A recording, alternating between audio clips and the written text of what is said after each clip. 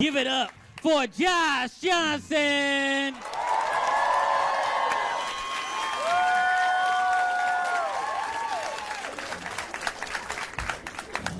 This weekend, wow, it is for everybody. I imagine this weekend was weird. It was weird because for like half a day, we did think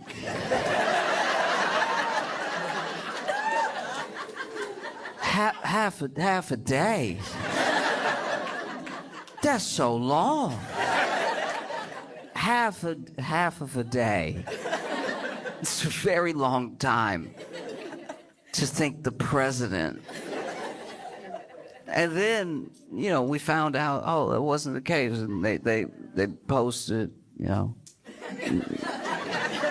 The news reports came out. They were like, the president's been found golfing in Virginia. It's like, don't say found like that. Found. Like a lost singer. Found. It's insane. Just say he was golfing in Virginia. Found in Virginia? It makes it sound like the White House didn't know. I'm pretty sure they drove him. Found. 12 hours is too long to think somebody's dead.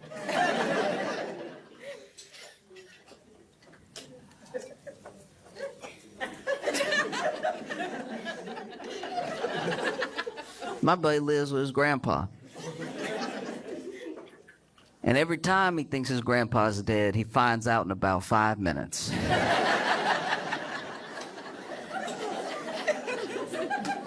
His granddaddy does that sleep you only do when you old.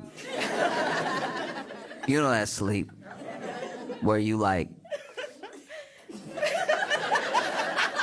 Do you know what I mean? Like, I don't know why, but like, it seems like after 70, people just sleep with a little bit too much neck. You know what I mean? Like, his granddad can't just go to sleep. He always hit the... Like, that's a very dead way to lay. That's how Talia died at the end of Dark Knight Rises. She like...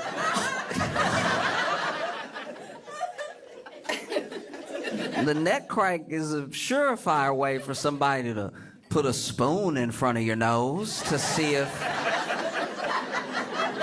you're still kicking. He does it a lot, apparently, you know, because his granddaddy sleeps pretty deep. There's that whole thing about sleep being the cousin of death, and I think it's his granddaddy's half-brother, because not even a snore, not even a you know what I mean? He said he always thinks his grandpa gone when he take a nap, because the way he falls asleep, which, to be fair to my friend, this is... I've never seen this in anyone else in my entire life. But he said his granddad will go take a nap. He'll announce it, too. Like, I lay down. And then he goes to lay down, whether it's on the couch or it's in his room, and lays his head back.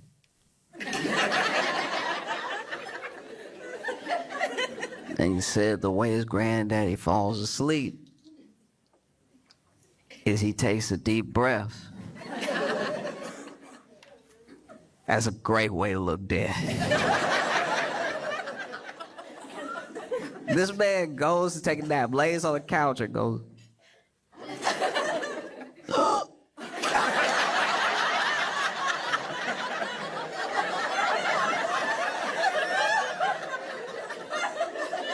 Now, to be fair to his granddaddy, every time he wakes up, he does finish the breath.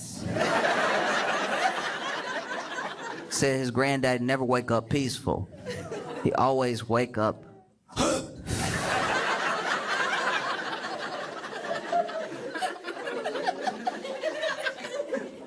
But even then he's never wondered if his granddaddy was gone for 12 hours.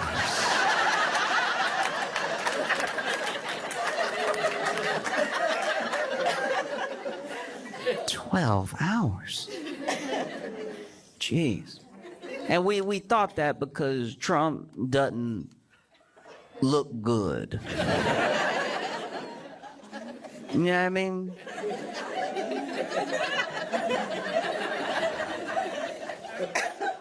He just finally looked like he act like. You know what I mean?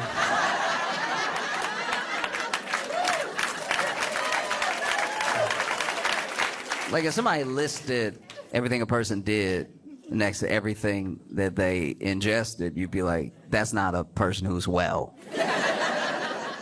And finally, he doesn't, you know, he just doesn't look like he's doing great. You know, I didn't even know the term. He had some venous thing. Turns out that venous thing was his ankles. His ankles, I don't know if you've seen them. World leaders have seen them.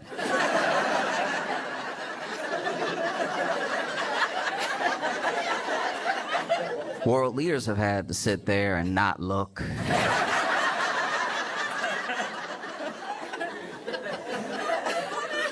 In case you're not familiar, look, Trump's ankles are...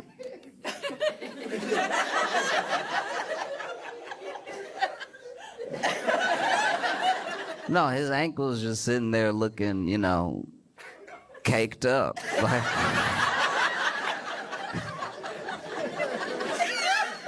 I mean, he got some thickums under those socks. Trump's ankles have quite a bit of booty. I can't imagine what that must be like to be an aide in the White House and walking next to the president, taking orders from the president of the United States, but all you can hear is his ankles clapping.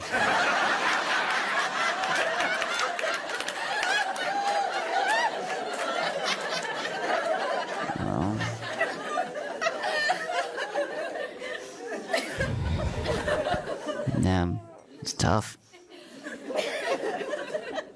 It's tough, it is. It's like his ankles and then his hand.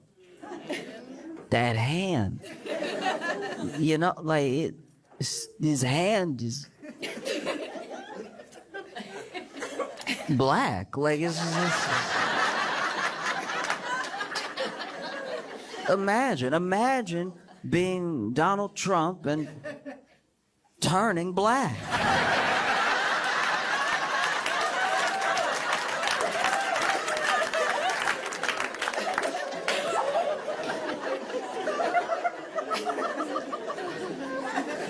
No one's more upset than him.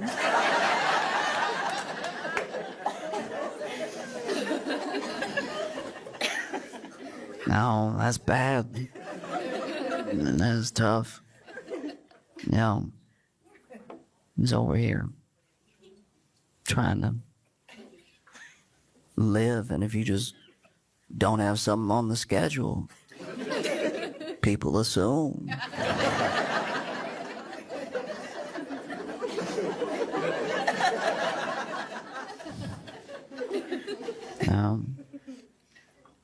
It's funny too because I go back and forth with friends. I have friends that are sort of across the political spectrum. You know, I have these friends who, whether they tell me or not, I know that they voted for Trump. At least one of them, pretty sure, voted for him 3 times. You know? Every time he could, he did. And so we'll go back and forth all the time. You know, we'll mostly be arguing all the time. And we argue about a bunch of things that aren't Trump as well. Like sometimes we'll just argue about like whole social issues, whole different policies and everything. And maybe it's because I've known him longer than Trump has been president that I feel like having those arguments is, to me, worth it. You know, I don't ask anybody else to do everything that I'm doing, but I think that there is something to get to the bottom of, and it's what we are gonna do. when he's gone. Do you know what I mean?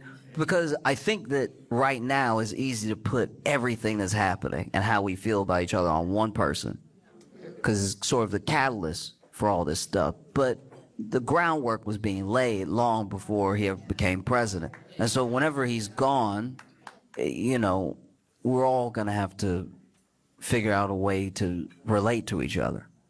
Because it's not as if all of the problems begin and end with him. You know, he's just one of them.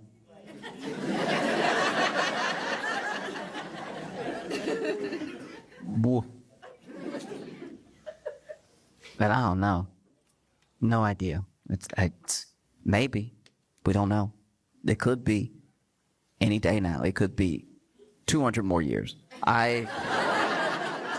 Truly, like, my grandma was in the nursing home before she passed, and I would go visit her and everything. My grandfather as well, at different times, they were in nursing homes, and when I go to visit them, you'd see people who had to be 3,000 years old. And it's like,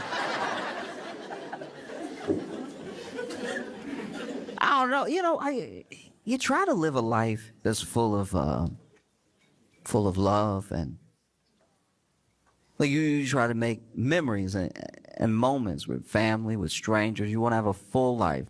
You want to have a life that you look back on and you're proud of the impact you had on people, you know? And along the way, try to maybe, I don't know, eat right when you can, but enjoy yourselves, you know? And drink sometimes, not too often. Maybe party a little bit when you're younger and wean off of it as you get older, but do your best to have a really impactful life, even if you never become whatever it is, like rich, famous, popular. You're someone who, by being in other people's lives, their lives are richer. And same way that trees in the forest have roots that overlap, your life impacts other people's lives. You create ripple effects and create positive change in the world. And hopefully by doing all the right things, you have a good, long life. Or you could be the devil and probably live way longer, like way longer. So many of those people in that nursing home were very mean. They were so mean. I was like, man, life must run off hate fuel. How are you this old and mad you're alive too? Be sitting there, nothing keeps you alive longer than sitting in a rocking chair and not rocking.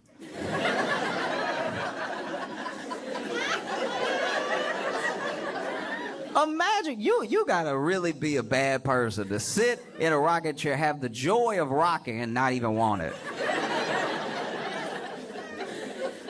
My friend said, you know, he went through a similar thing. He would go to the nursing home, visit his grandparents and stuff, and he said every day there was this old dude in a rocking chair, not rocking, sitting there, arms crossed in the chair.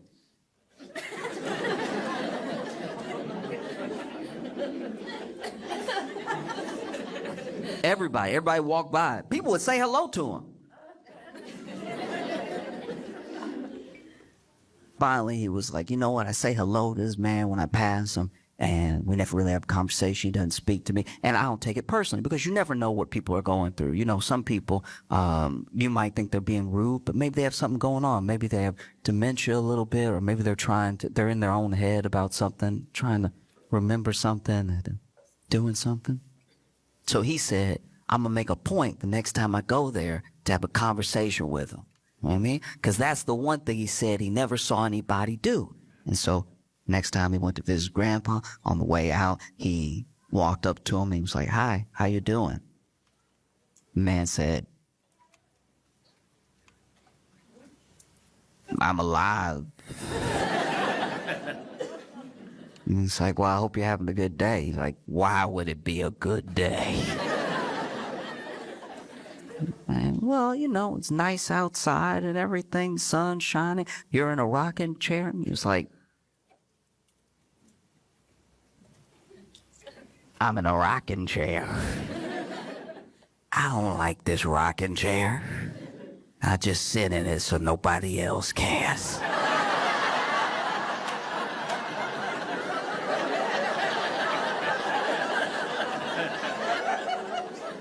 it's easy to put everything in the way that we are now and all narratives and all discourse on just one person. It's easy to do that, especially when that person looks like they're driving all of it, right? But the ground was laid for this person long before they came into any sort of political picture. You know what I mean? Like for a long time, people have felt like there was nobody who was looking out for them. For a long time, people felt like it would take somebody who could not be bought by Washington or Wall Street's special interest money, or couldn't be twisted in whichever direction by lobbyists, or was looking out for people because they weren't motivated by money, and they weren't motivated by the promise of getting rich, and the thing that we came to believe as a country almost. You saw this way before Trump ever entered the political pictures, that if someone was at least independently wealthy, maybe they wouldn't be swayed by the money. You know what I mean? And there were those people across political spectrum that felt like there was no one looking out for them, that slowly everything that was their quality of life and everything that they earned was eroding away piece by piece, right? And that they just needed someone to step up who would stand in the way of all that and wouldn't be swayed by it. And unfortunately, that person never showed up. But and so I have these arguments with my friend, and there was one point where going back and forth for a while, because I felt like for everything that he said, I was saying something that was a reason why he shouldn't trust Trump on it, or why I didn't think it was something that was going to happen, you know? And finally he goes, well, you know, he's a businessman. And I had heard this before, and he said he's a businessman. And I was like, oh, he's a businessman. He's a businessman.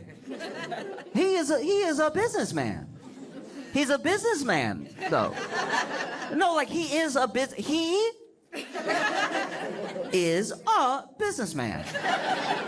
He is a businessman. He's a businessman. He is a businessman. You said he's a businessman, and he's a businessman. You told me he's a businessman. I've heard this before. He's a businessman. I'm just making sure that I understand what you're saying. He's a businessman. He is a businessman. He's a businessman. So even you didn't say good businessman. You said,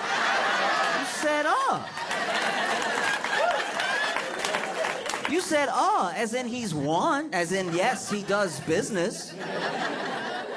It's a businessman. Yeah. He's a businessman. He is a businessman that bankrupted a casino. You know casinos. You know those things you don't generally leave money with. He bankrupted a casino. He's a businessman. He bankrupted a casino. A casino, though. He's a businessman. It's a businessman. Bankrupted a casino. And look, I'm not a businessman.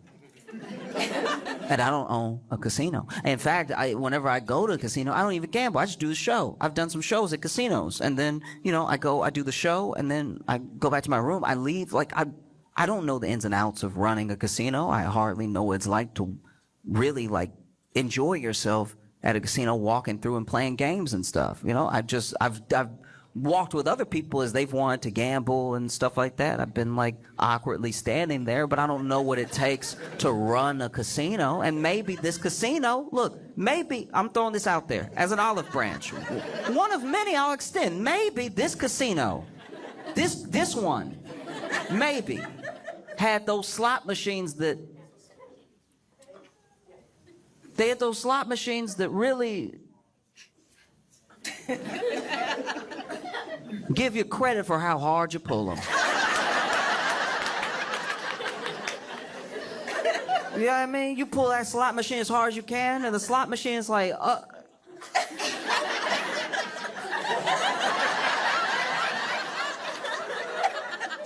okay, Daddy.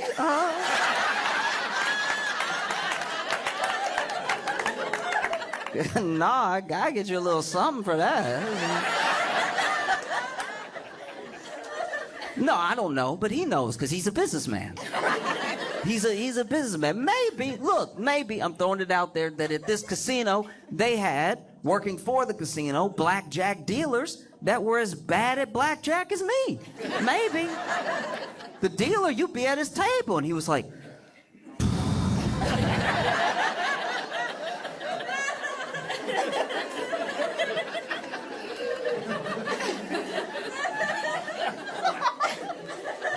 you said hit? You sure? Okay. And you win again. All right, wonderful. I don't know. He probably knows because he's a businessman. Maybe this was one of the only casinos in all of America, maybe in all of the world, the only casino with clocks.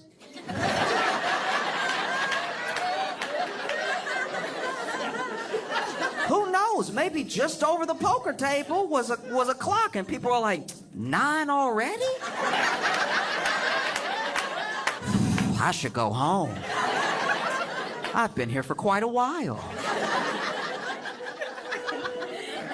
I don't know, but I'm sure he knows because he's a businessman. He's a businessman.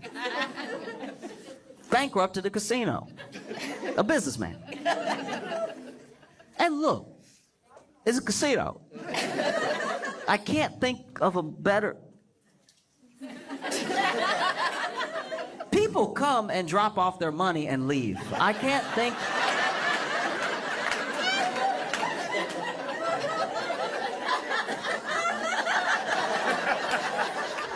I am not a businessman, but I can't think of a better business to make money. You can't even have casinos everywhere. But, you know, this is my thing.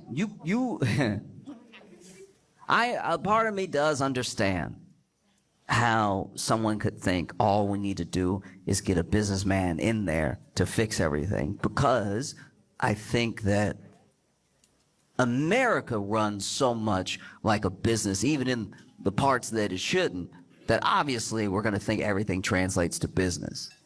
You know?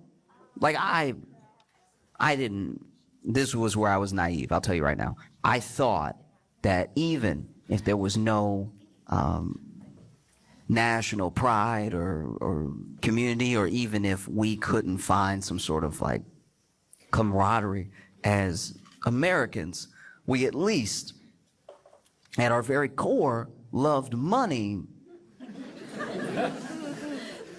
enough. I thought we loved money more than anyone loved him. I thought as soon as somebody messed with the money, we would all come to our senses and be like, yo, not the money. That's the only thing holding this together. But then you see there are people whose lives have already been ruined. Because of his policies, you could lay all the blame at his feet, and they're like, I'll figure something else out. You'll figure something else out. That's crazy. That's a crazy thing to say. Especially when, like, what? 12 months ago, you were screaming about eggs. And now your business is in shambles. And you're like, who can say? That felt insane. But also, I think that if you look at America as a business, it would make sense that you would want a businessman in there. But the thing is, you can't run the country the way you run a business. You know, a company, if they are in dire straits, could lay off half their work staff and then try to keep things going, use that to stay afloat. A company can buy back its own stocks in an effort to enrich itself as a company, make those stocks worth more. A company has a fiduciary responsibility to its shareholders. A company technically does more for its shareholders than the government does for its people. And so I could see how people would be like, oh, we'd at least like to get that. That'd be nice, some dividends or equity. something. We'd at least like to feel solvent. You know? But it just doesn't work that way. And I don't think it should. I think that a business now is very different than a business before. Like there's a thing that happened, and maybe it's only like my frame of reference because of age and everything, but I think that something happened in 2008 that we haven't recovered from still, which is that, like, for the first time ever, companies that truly screwed up beyond measure, like actually beyond measure, like they should have crashed everything. This is the type of stuff that you read in the textbook and then they, hung everybody. Like, that's... We don't realize it, but that's the level of, like, nasty that it got in 2008. If you had, knocked off a couple hundred years and put it in France, there would have been a guillotine. You know what I mean? And instead, there was a bailout, but instead of a bailout of the people, it was a bailout of the companies, because we believe in business so much. We believe that everything works like a business, to the point where even the politicians, naively, maybe some of them sincerely, were sure that if we keep the business afloat, it'll keep the people afloat, because then people won't lose their jobs, and then people will still be able to get these services, and people will still buy these products, right? And what ended up happening is that, so many people were foreclosed on, so many people lost their jobs anyway, people's like 401ks and retirements were destroyed, and then the people that they gave the bailout to sort of, trickle down the economics, something got stopped up right at the top. And so people who had wrecked the economy beyond measure got a bonus. They got a bonus for wrecking usually when you break something. And ever since then, it feels like business is about not being left holding the bag. That's what real business seems to be now, is that you do everything you can to extract as much value as possible, and then you dip before everything comes crashing down, whether you dip because you sell the company, or you dip because, you decide to shutter it after you've like fired everyone and ruined it as a service and everything. Basically private equity, right? So I believe he's a businessman. I do, because I'm sure, look, if we're talking business, to his credit, I'm sure that he was not worse off for bankrupting that casino. I'm sure it was the people that worked at the casino. I'm sure he stiffed some of the contractors who helped build the casino, but I'm sure that he found a way to leverage that debt, because he loves debt. He found a way to leverage that debt into his next venture, and then he started selling steaks or whatever. I don't know, like, it was just, it's been a lot of products. You know what else it is, too, is that you can't focus too much on this one person. It makes him more important than he really is. I understand that he's president. I understand he's one of the richest people in the world. But as far as importance, it's about what lasts, This dude, no wonder we thought he was gone. He went on Fox News. No wonder we thought he was gone. Trump went on Fox News. Everybody forget this. Trump went on Fox News and just started randomly, no one asked him, randomly talking about how he was trying to get into heaven. And it's like, then you know.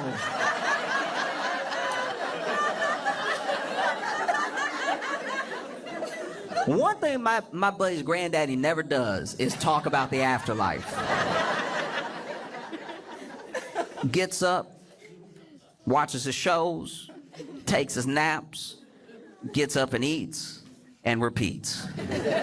If he was pontificating on heaven, I think people would just start assuming that every nap really was the last nap.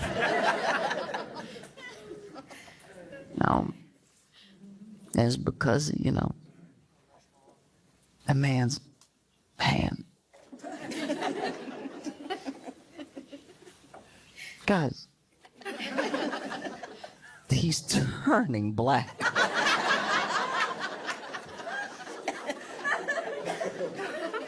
But I don't, look, I truly talk about Trump because he's in the news, but I don't really care about Trump. I care about people? What's going on with people? All of this is going to outlast this one person, you know? And even in California, you see in California where there was one case, it seems contained and already treated and everything, but it is happening. One case of plague. You know plague.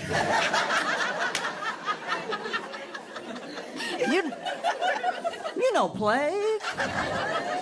Plague. Some would ask which plague. Apparently, the.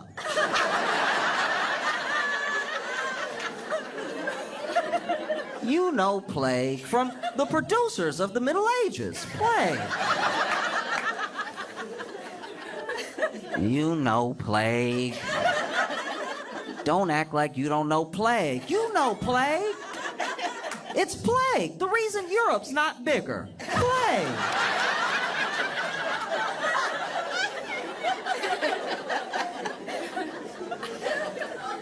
You know plague. And no matter how much you may hate Trump, you gotta admit, this is some pretty bad luck. He 2 for 2 on presidential terms and plagues. That's crazy. That is wild. Yeah, first one a fluke. The second one, how did a plague skip Biden's era? Like that's.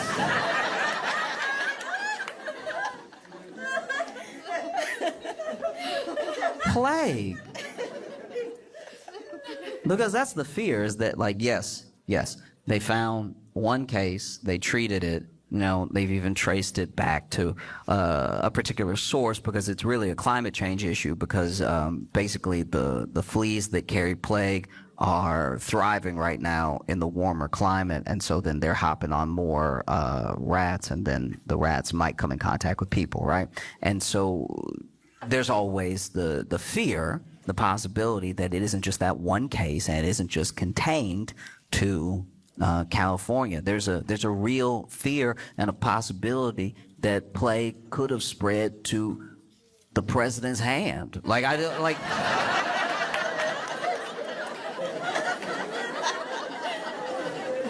it's possible.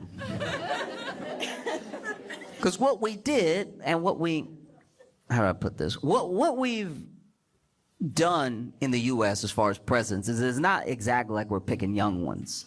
You know what I mean?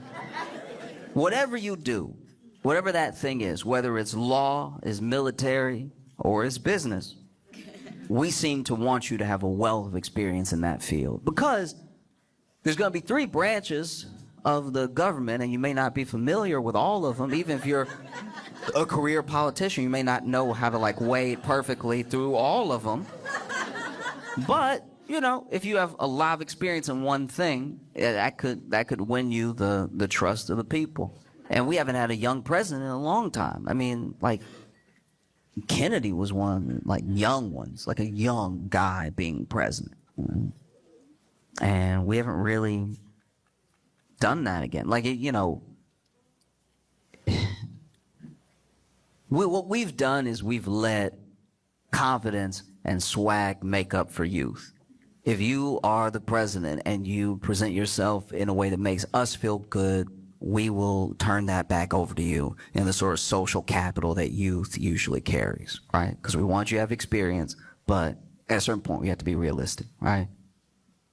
Like, Bill Clinton wasn't young, but he had a saxophone.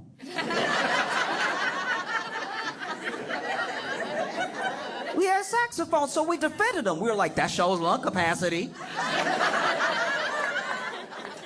Have you heard him play, though? And then you had George W. Bush. Look, George Bush wasn't young, but he...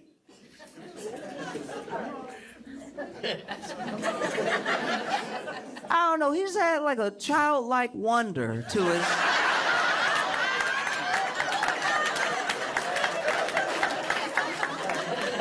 You could always tell when he was addressing the nation and he had also just learned a new word. Bush would be up there like, terror.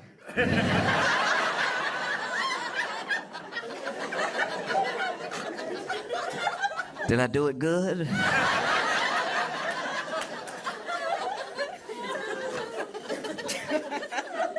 And then you had Barack Obama. And Barack Obama was younger than some of the people who have been president, you know, before and since, but he wasn't a baby. You know what I mean? Like he wasn't incredibly young, but he had that exact thing I'm talking about. He had an energy that was like a mobilization behind him, and he had like some measure of charisma that made up for any youth he might have been lacking, you know? I remember when Barack Obama sang that Al Green. That was incredibly uncomfortable.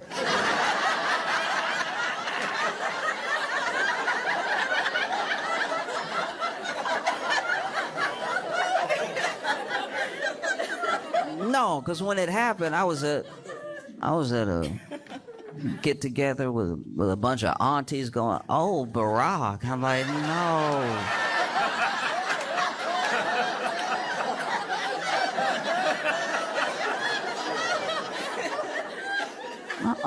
No, I'm trying to have my dinner right now. What you doing? Can't eat meatloaf in these conditions.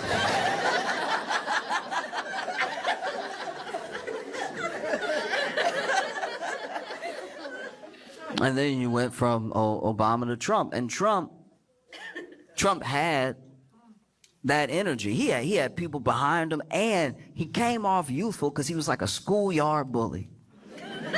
Anytime somebody said something, any interview that went awry, he was ready, nickname, anything. He was just coming at you all the time. It's like he fed off of it. It was his favorite thing to fight with the media and get people riled up. That feels like youthful energy. That feels like it's going to be here forever, you know? And then we went from Trump to Biden, who, to be fair, told us he was going to be old.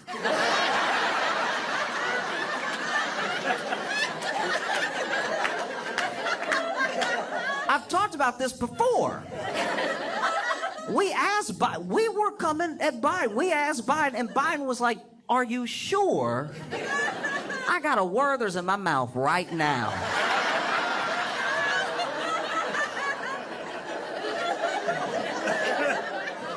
I'll do it if you want me to do it, but my car does smell like potpourri, so.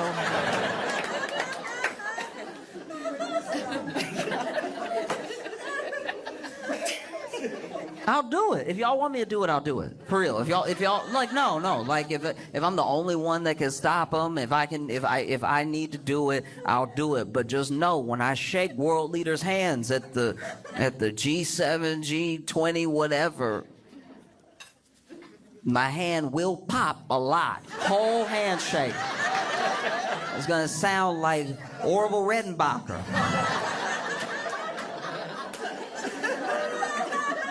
But if y'all insist. And then we got Trump again after Biden, and this feels very different. You go back and watch a rally of Trump from 2016, 2017, and then you watch a press conference now. Very different. It's very, very different. I mean, it seems like he's dying. Like it's because look, I'm not. It's not lost on me that to be an American, to live in the U.S., you have to become, or at least have an understanding of what you need to do to be a semi-good capitalist, right? And there are people that ask the question, how can you fight for a more equitable world while you're living in a system that is corrupt? And I look at it the way I look at when I travel and I meet people who live in the country, but they don't speak the language, right? Like your native language is compassion and charity. You weren't made specifically to speak the language of margin calls and derivatives, dividends and everything. That's a language you can learn to get by because you live here, but it's not It's not a language you were born with. When your parents are raising you, or when you have fond memories of being a kid, they all come from things much, much deeper than money. And then as you get older, you clearly need money to get by. That's no crime. Like, you have to function as a society. So you learn how to move with money as best as possible, but you can get distracted. It can take you to a place that makes it hard to remember your humanity. You know what I mean? Like, some people look at anyone who has succeeded in business as someone who must have earned it, but that's not how all business works. You know what I mean? Like, if I own a house and I set it on fire and I run out of the house, am I a genius, or did I just have an insurance policy?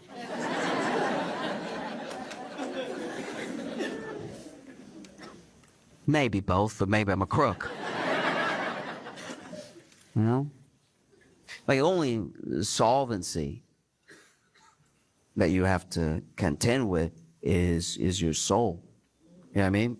The solvency is defined by a company's ability to pay its long-term debts, right? If a company's not solvent, you have no trust in that company, and you probably shouldn't invest in that company. And as long as we're keeping it to financial terms, a soul works in a similar way. Depending on your belief system, depends on if your solvency, your long-term debt is to God or family, your community, or a cause. But, like, you can tell the difference between a religion and a cult by how they measure those solvencies. You know what I mean? I'm not saying that every major religion doesn't have its blemishes. It has people, so it's going to have plenty of mistakes in its history. But, a religion that only speaks to what is deeper about you and what is in you and what happens outside of all of this is probably worth looking into, worth reading about. And anything that brings it all the way down to the material good is probably a cult. You know what I mean? Just because a cult usually wants your money. They start off pretty good. A cult usually starts off with, like, a great party or something. And then, like, I don't know, in about 3 weeks, they're like, hey, how much do you make? Dividends work the same way. Dividends get paid out. Companies will pay dividends to their investors, and those dividends go to shareholders. They go to investors, and if you have ever been the beneficiary of someone's kindness or goodwill, then you have dividends to pay throughout your life, And I don't know if that can be understood if you only understand business. Country isn't a business. It just isn't. You know what I mean? Like,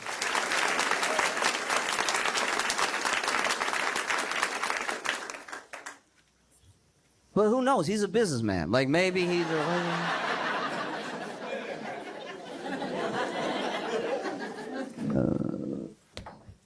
Trump is a businessman the way JFK Jr. was a pilot. You know what I mean?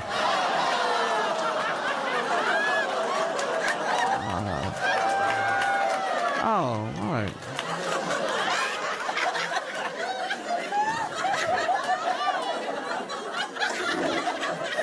No, you should groan. You're on the plane.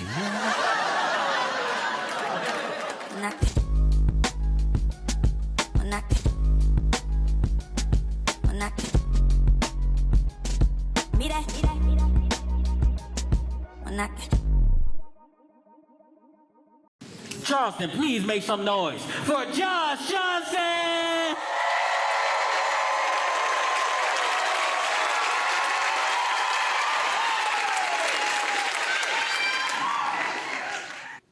I was talking to one of my friends, and he said that he knew, the first time he knew his, neighborhood was broke was when the bank closed. It's a pretty good indicator. The bank holds that branch's money, and that branch is falling off. And said he went to the bank, and, he basically just straight up asked the teller, he's like, hey, do you know why this branch is closing? And she was like, "Are you here to make a deposit or a withdrawal?" And he was like, "Withdrawal." And she was like, "Yeah, that's why. That's it in a nutshell. That's exactly what's happening. You do enough of that, and then there is no back. We're just kind of a building with a little bit of parking." I don't know. I look back at the ups and downs I've had in my life. I've been like broke off and on my entire life, you know? And there's a weird solace sometimes in being broke at the right time.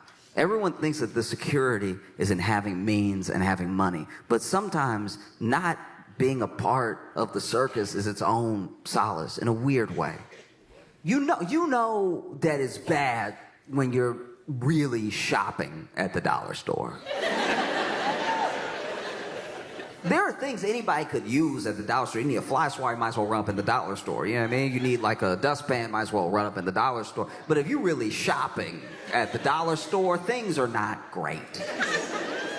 You know, I would go in the dollar store for stuff you shouldn't even be buying from the dollar store. They sell it, but even the cashier look at you like, "You sure?" I'm talking about where you have to get your meat at the dollar store. I knew I was in a bad situation when I went to the dollar store and was looking at that meat in the fridge, and I was like, Because the meat at the dollar store, they don't go into specifics.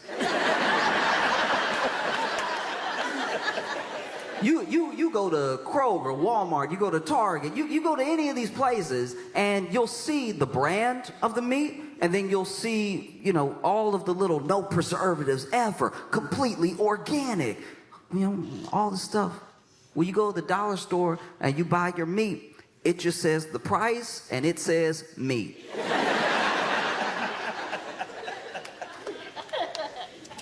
And you're like, maybe if I don't ask any questions, it can be whatever I think it is. Because then, I also got a lot of stuff at the dollar store, even as a kid, that I look back and I'm like, that probably wasn't the best. Like a good example, if you know, you know.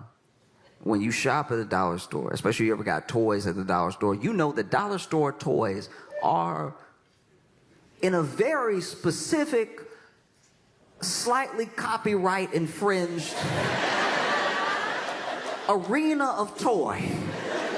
You know, like you would have a G.I. Joe, but it doesn't say G.I. Joe. It just says soldier. And you buy the soldier, and it even got the setup like a G.I. Joe, like it stands like a G.I. Joe, but the legs a little too short. So some very long arms. I couldn't tell if the arms were long or the legs were short. And it doesn't have like grip action. It says that on the front, grip action. It just has a hole. They didn't make a hand. They made a hole stub. And then this hole stub is what you go ahead and put the little toy gun through. But then they didn't really measure out the gun versus the hand. And so the gun is not in proportion at all. So it looked like this would blow his arm off if he tried to shoot it. But you bring it home and you're playing with it, and you're like, "Yeah, soldier, get him." And he's like, "I'm gonna get him." "Oh, I'm gonna get him. They getting it right now. Trust me. Nah, they getting it. Look. Point me over here. Point me over here." No, it was terrible. It was very bad. It was horrible. You know, you would have those dollar store crayons. That's another one. It's a very specific type of drawing as a kid, because those dollar store crayons, they melt in your hand. So you got to be quick with it. You got some imagination. It needs to come out now. You got to put those crayons in the fridge. I remember being around some of these crayon kids being like, "Your crayon's stale as hell."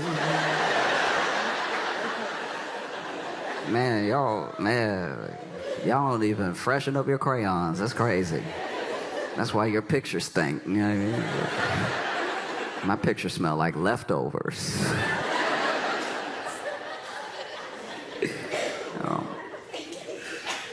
I remember one of my favorite toys from the dollar store was like a Stretch Armstrong, right?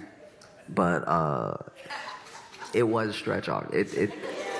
It would only stretch for like 3 days. You only got 3 good days. After that, it would get hard. And if you tried to stretch it after it got hard, it would cut your finger open. I don't know what it was made of, but it was the most malleable, unmalleable thing. It was Play-Doh and adamantium together.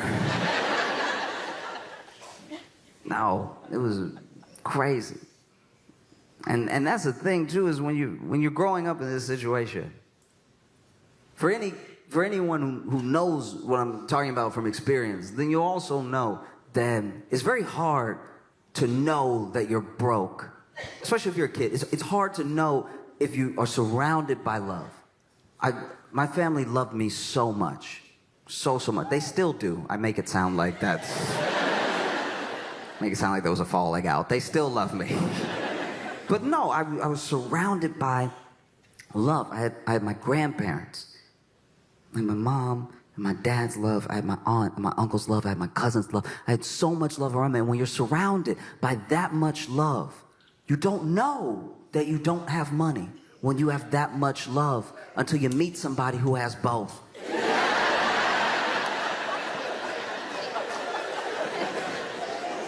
That is a curious experience. Like when you're like, oh, you got both parents and a pool? Okay, I think there can be upgrades to life. I see that now. To me, greed is a paradox because you want everything. Even if you have more than enough, even if you have so much that what you have is starting to hurt you in the long run. You see it with the way that hedge funds cannibalize whole companies. It's like, okay, everybody made some short-term profit, but now this thing that people used to love doesn't exist. You know? Like you take like a Southwest. You know, Southwest, people used to love Southwest. Bags fly free. Affordable tickets. You just sit wherever. You don't have to wait for the person. Southwest used to be so fire because then you don't have to wait for the person to get to their seat and you don't have to get up for anybody. Do you know what it's like to just be in your seat on the plane? And everyone's almost here. There's a couple of stragglers. There's almost nobody coming down that aisle anymore. You even settle in. You're like, oh, I may not have a seat next to me. This may be the promised land. You get so comfortable, you're like, man, I might put my other leg over here. Southwest had a brilliant idea. And the bags were flying for free, which makes sense. The bags don't know where they're going. Why should I have to pay for this bag to have an experience too? No. And then greed, and then private equity, and then hedge funds, and then, shareholder meetings, and then dividends. All the things start to creep in, and it's like, maybe we'll stop doing everything that is why everyone likes us. Maybe we'll just be like the other airlines. They make money, but then you actually look at the people who fly Southwest, and they were like, oh, y'all aren't nice enough to be like them, though. Like,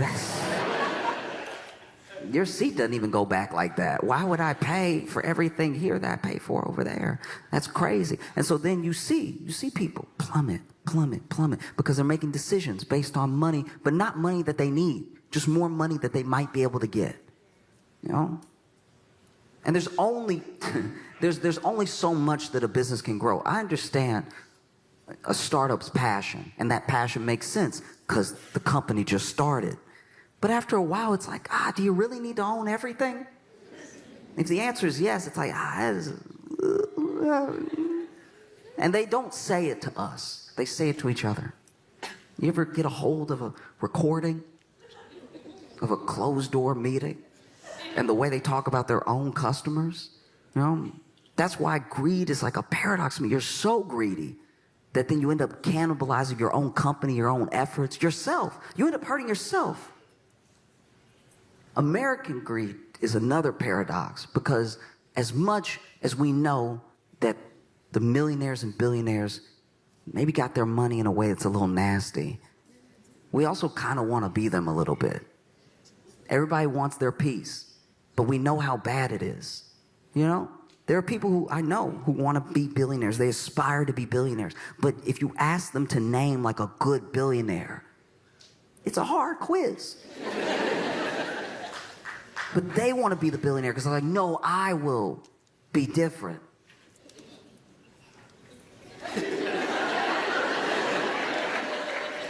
How? You know? That to me is like a drug dealer saying, no, I'm gonna be different.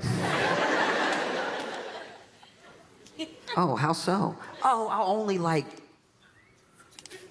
sell drugs to bad people.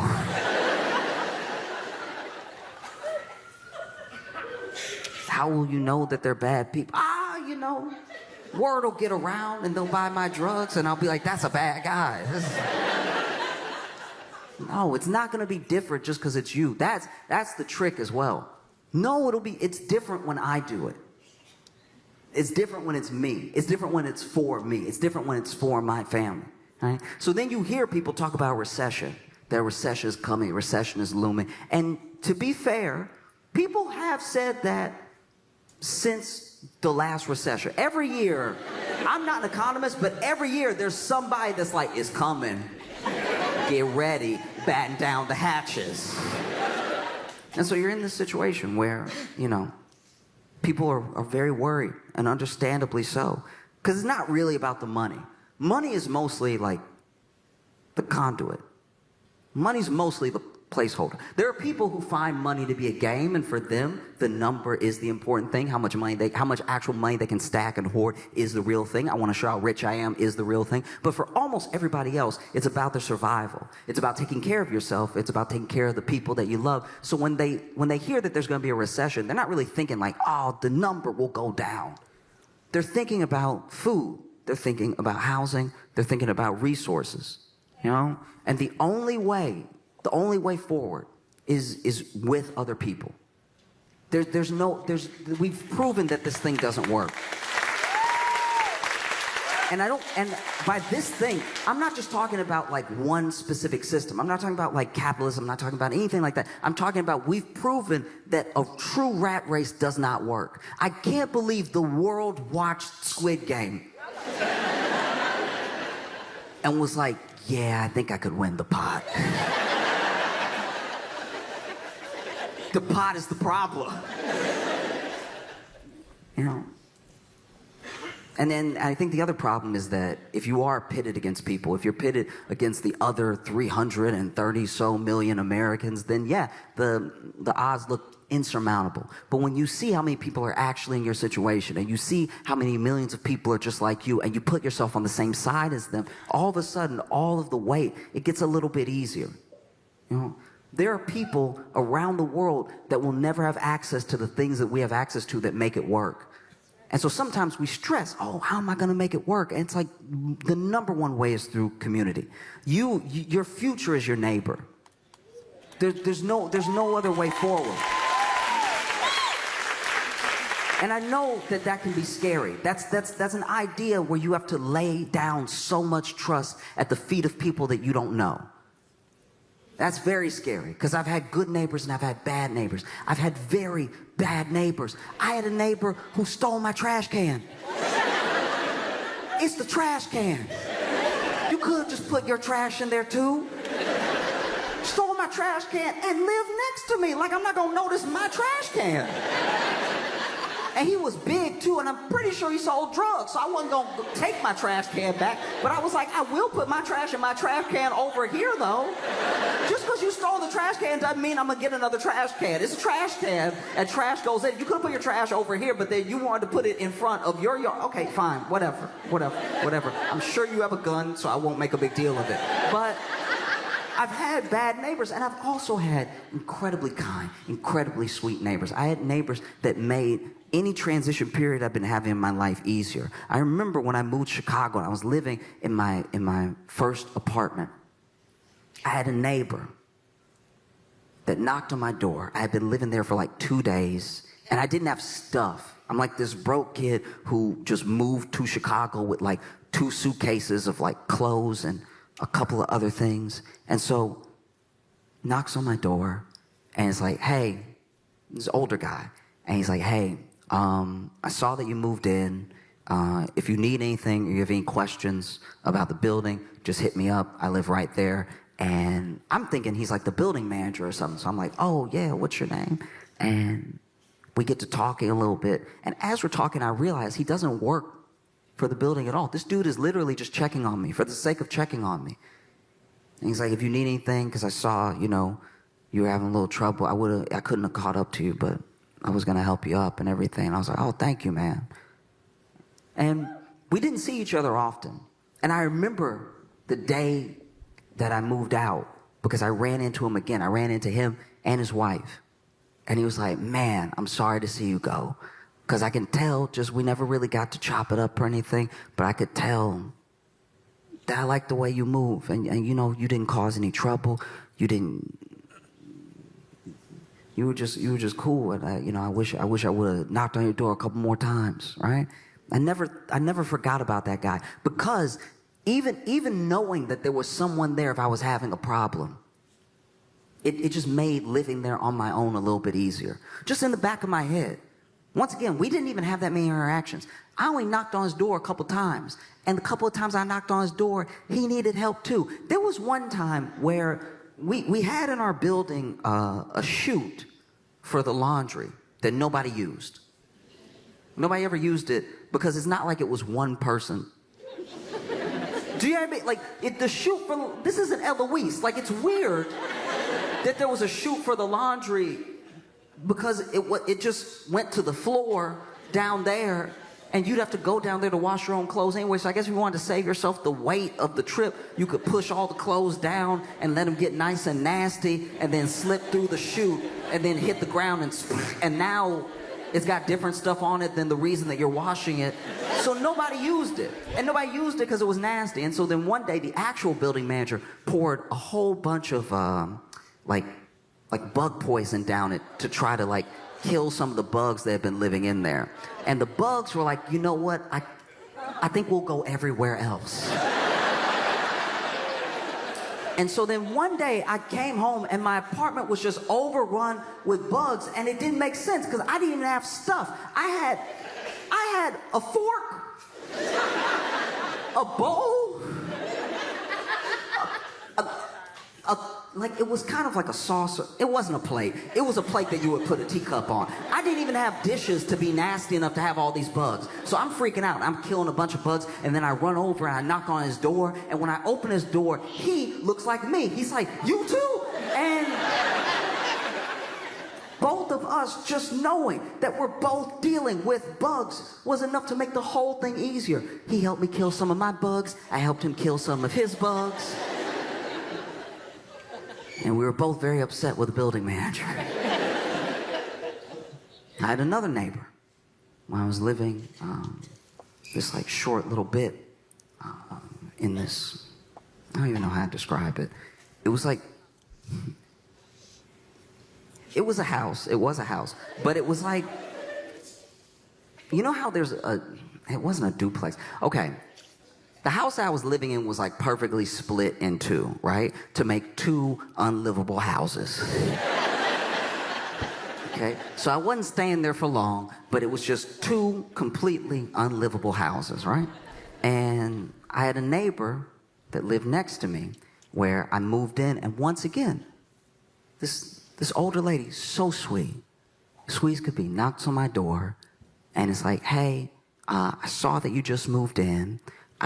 She had baked something, like old school, like out of the movies. She had baked something. She was like, I made you a little something, some muffins. I know moving is hard. I know sometimes you don't have anything to eat right after you move, so this is for you, right?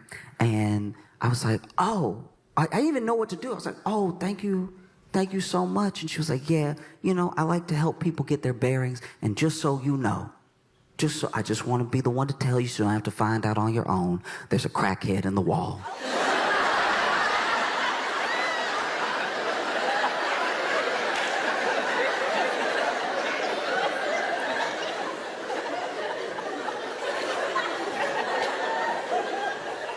And when you get that type of warning, it does make you look at the muffins twice. One has nothing to do with the other. But I was still like, oh. And she was like, yeah, we thought it was a bird for a long time. And then he started talking.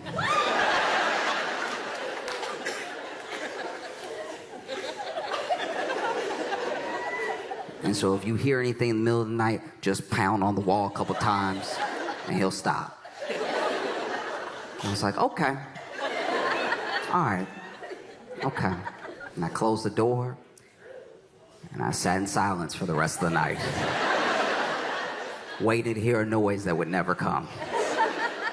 It wasn't until like months later I heard some scratching in the wall and I was like, how does somebody just live with it? And so I knocked on her door, and she came to the door. She was like, you hear him too. And I was like, look, I know you lived here longer than me, but in case it is a bird, maybe we should call animal control. Just throwing it out there, right? And she's like, you can do what you want.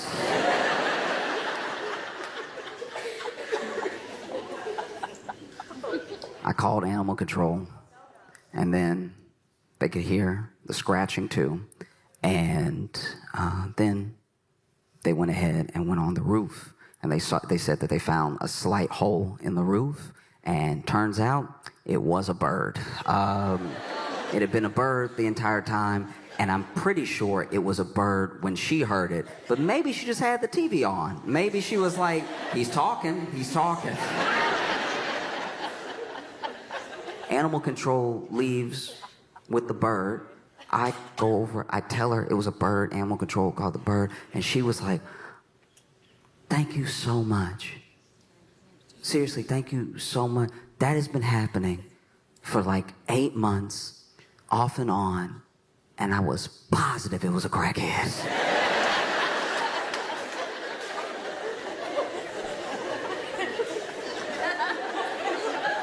And I guess that's what a good neighbor does. I guess a good neighbor lets you know nobody's in your wall.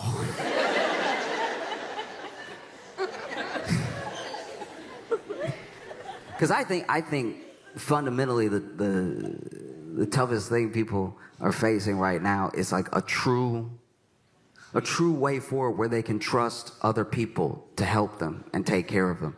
And I can't tell you to just blindly put your faith in people that you don't know, even if they live next to you. But what I can tell you is that most people return energy. Most people give like for like. So if there's a community that you want around you, all you have to do is be its founder. If you are the one knocking on your neighbor's door, letting them know you're here, if they need anything, they'll probably do the same for you. And it's so simple to build community. It's so much more likely that you're going to build community, that you're going to become a billionaire. Do you know what I mean? Like,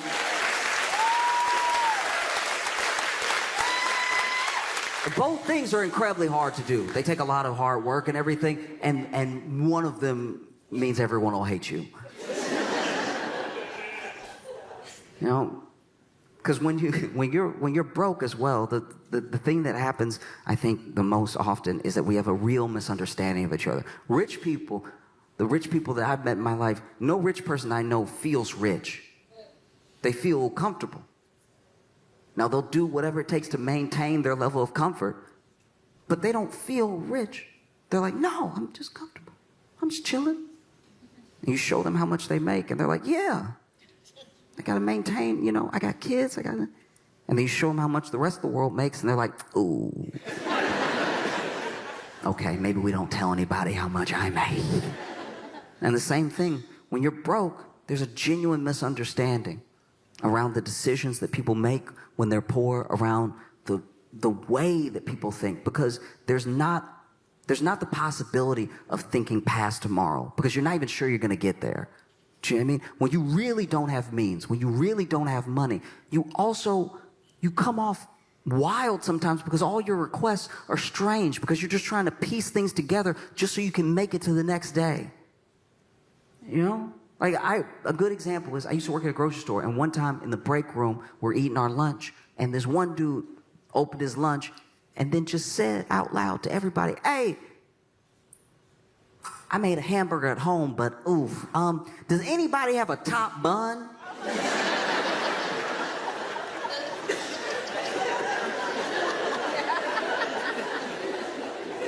Sir, they're always sold even. How did this happen? We look at money as paper, right? At least when it's in its physical form, it's this paper thing. But it's more than paper. There's fabric weaved into it. There's linen, there's cotton. It works the same way that society works. There's fabric that weaves all of us together. And there are people who have not been able to participate in the opportunities of making money or making their well-being out of these chances in the market the way that other people have. And so when you tell them that a recession is coming, they're like, "Oh, a what? Okay. I was already broke." Do you know what I mean? What is a recession to somebody who was on the street the whole time? I guess the best example I can give is one time I was at a party with my friends, and I fell in the pool. And falling in the pool at a party is one of the more embarrassing things you can do when it's not a pool party. If you fall in the pool at a party where people are just sort of standing around the pool and talking, you might as well have fallen off the roof. But I fell into the pool at the party, which is not just embarrassing, it's not just annoying because out now all my clothes are wet and everything. It's terrifying because I can't swim. You know what I mean? I'm not a swimmer in the way that I would like to be. And the way that I would like to be is to be able to survive. And so when it comes to swimming, I'm not only not a fan, I'm not efficient. And so I get in the water, and when you don't swim, and I don't just mean can't swim, I'm saying when you don't swim, like for fun or anything, being surrounded by water out of nowhere is very concerning. I didn't realize I had stepped into the pool until I was in the pool. So now what I feel like has happened is that I turned around and water surrounded me. And so I start doing what I think swimming is innately. I start fighting the water, right? I'm punching and I'm kicking and I'm like, "Get off me, water," but I'm in the water. But I'm like, "Get back, I don't want you over here." And that's not how water works. And so I'm sifting through the water, and it's almost like swimming, except I'm staying in place underneath it. So that is drowning. That's what drowning is. When you're swimming perfectly, but you're not going up above and you can't get your head up, you're not actually swimming. You're drowning, and it's also exhausting. You're fighting and you're punching and you're kicking and you're moving, and you're doing a pretty good job of drowning. If you could get your head above water, this would be swimming. And if you could get your chest up, if you could do that butterfly thing, now you're a swimmer. But I am over here, no more water. Get out of my face, right?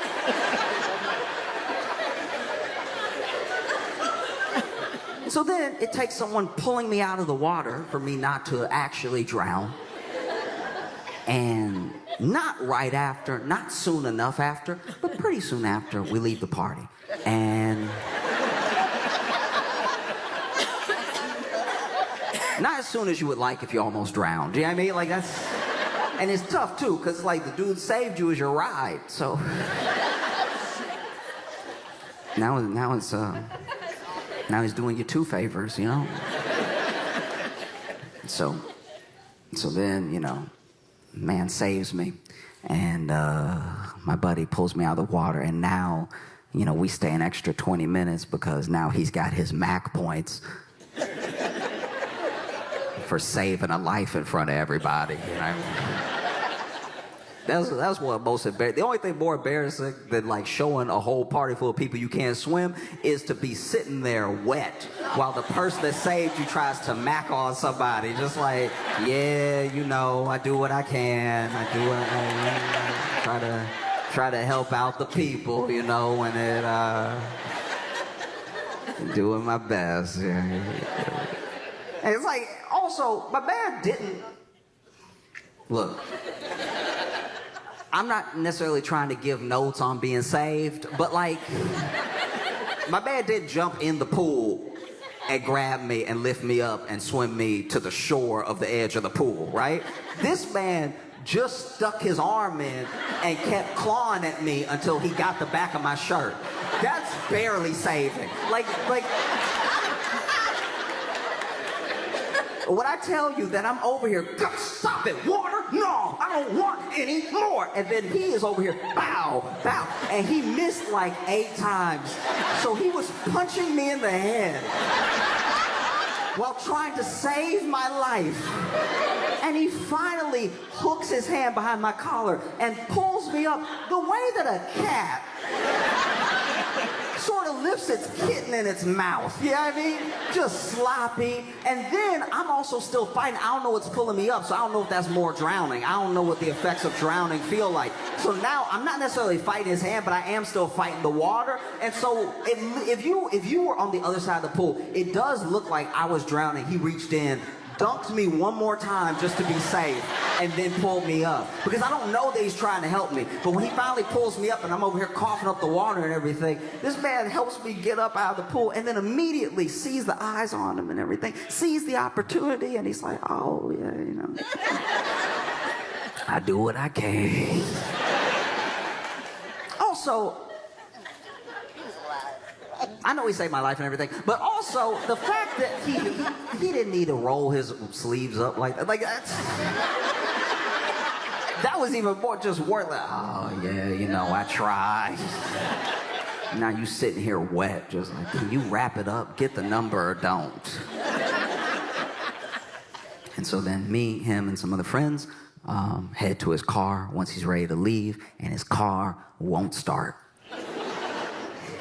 Waited for nothing.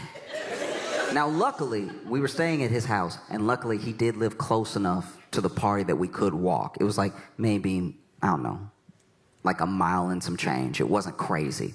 And so we start walking. As we start walking, it starts drizzling. And then it's drizzling a little bit more, drizzling a little bit harder, and then it really starts raining. And when it starts raining, all my friends did a different thing when it was raining. Like, I had one friend that did the turtle. Just walking and just trying to... And I get it, because he has some deep collarbones. He would have had 2 lakes on either side of his neck if he had just let the water hit. That would have been 2 puddles he had to carry. So I understand him trying to... And then I had another friend who was over here doing this, which genuinely pissed me off. That's one of the craziest things I've seen. You have 2 hands, one hand covering some of your head, but not even efficiently. Where's the distance management here? You'd be better putting the hand on your head. And then I had another friend who just decided to lean forward, because I guess he just doesn't want a wet front. He's just cool with it all hitting the back. And as it's raining and raining, my friend was over here doing this, turns to me, because I'm just walking. I'm not doing any of this. I'm just walking normal. And they're like, oh, John, you must not mind the rain.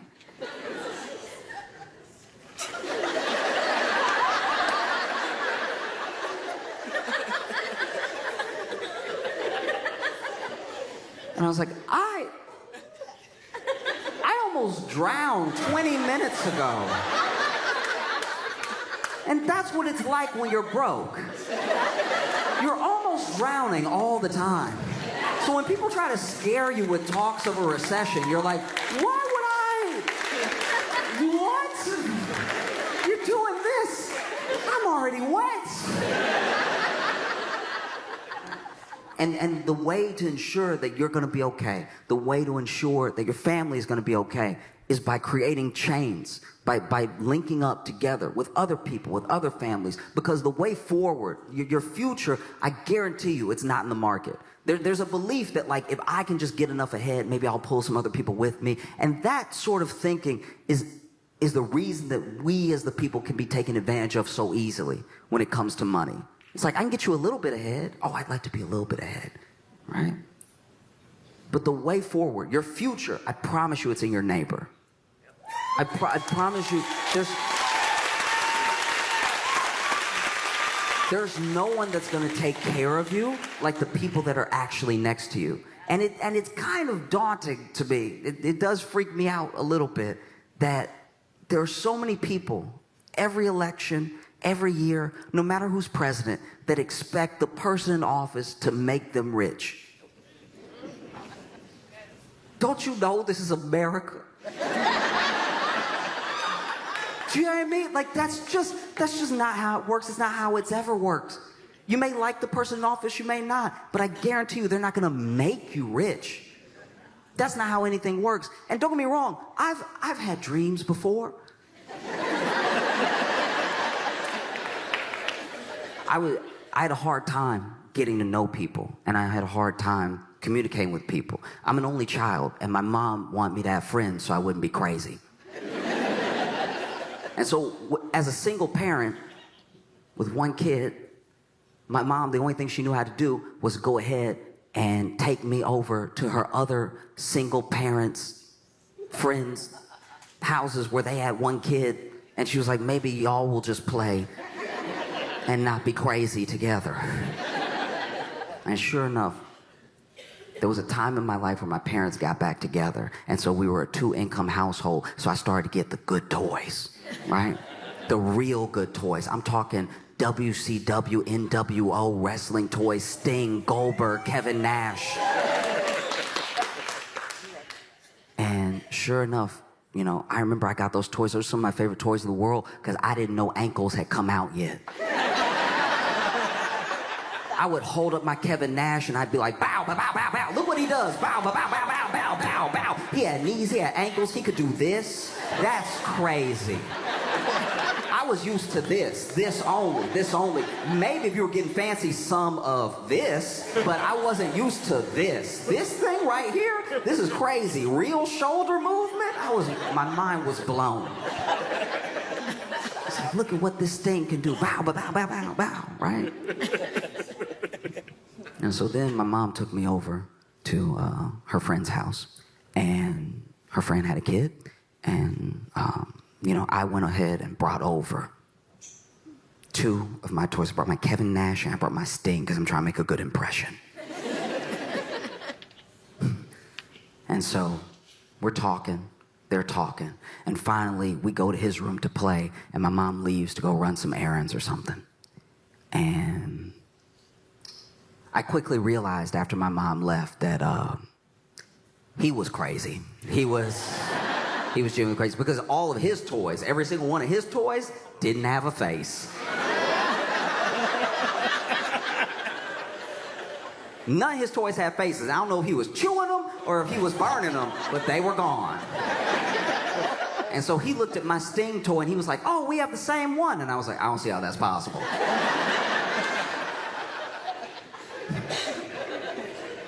I don't see how that's possible. And then sure enough, this kid pulls out his Sting toy, and I know we have the same toy because the Sting had the jacket.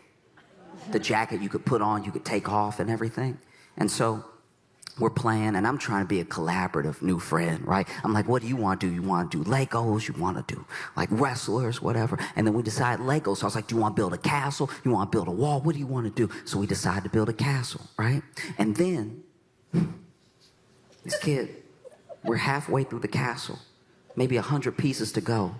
And this kid grabs the castle, lifts it up, throws it against the wall. It explodes into like 190,000 pieces. And I'm like, what did you do that for? And he goes, don't talk to me.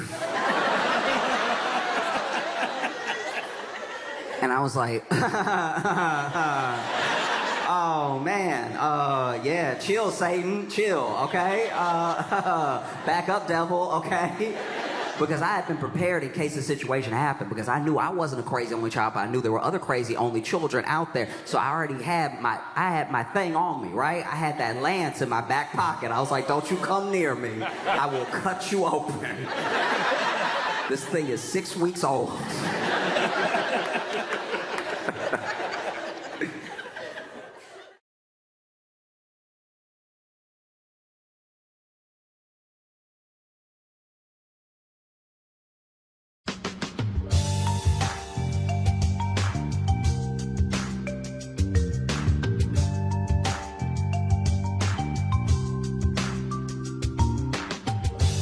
Welcome to Josh Johnson's show. I'm Josh Johnson, joined by my co-host, fellow stand-up comedian Logan Nielsen. Logan, how you doing, buddy?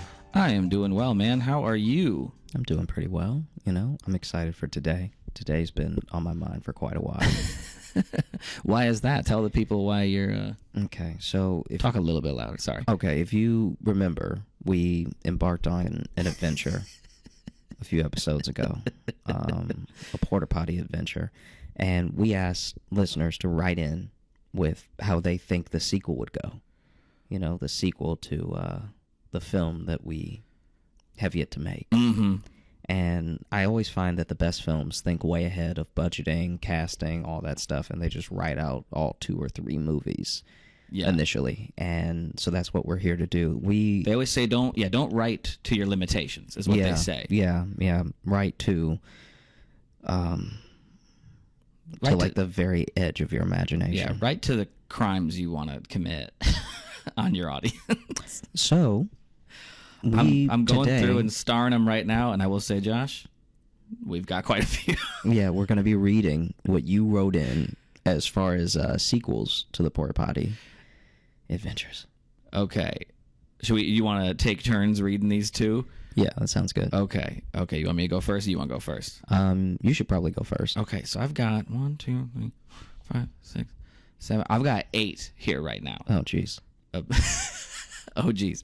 So I want you to just pick 1 through 8, and I'm gonna go with one of those. I have not read these yet, so if they suck, it may get edited out. So just letting you know that now. 1.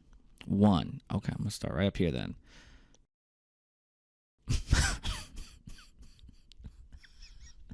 Like I said, I did not read these. This one's mostly just title, so I like this because this is from Vincent, and the title of this email is "2 Porta, 2 Potty, Tokyo Skid."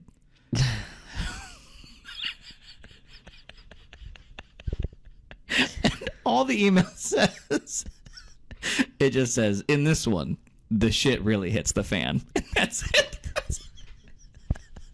Like I said, I hadn't read these yet, but that's all it says. That's so funny. Wow.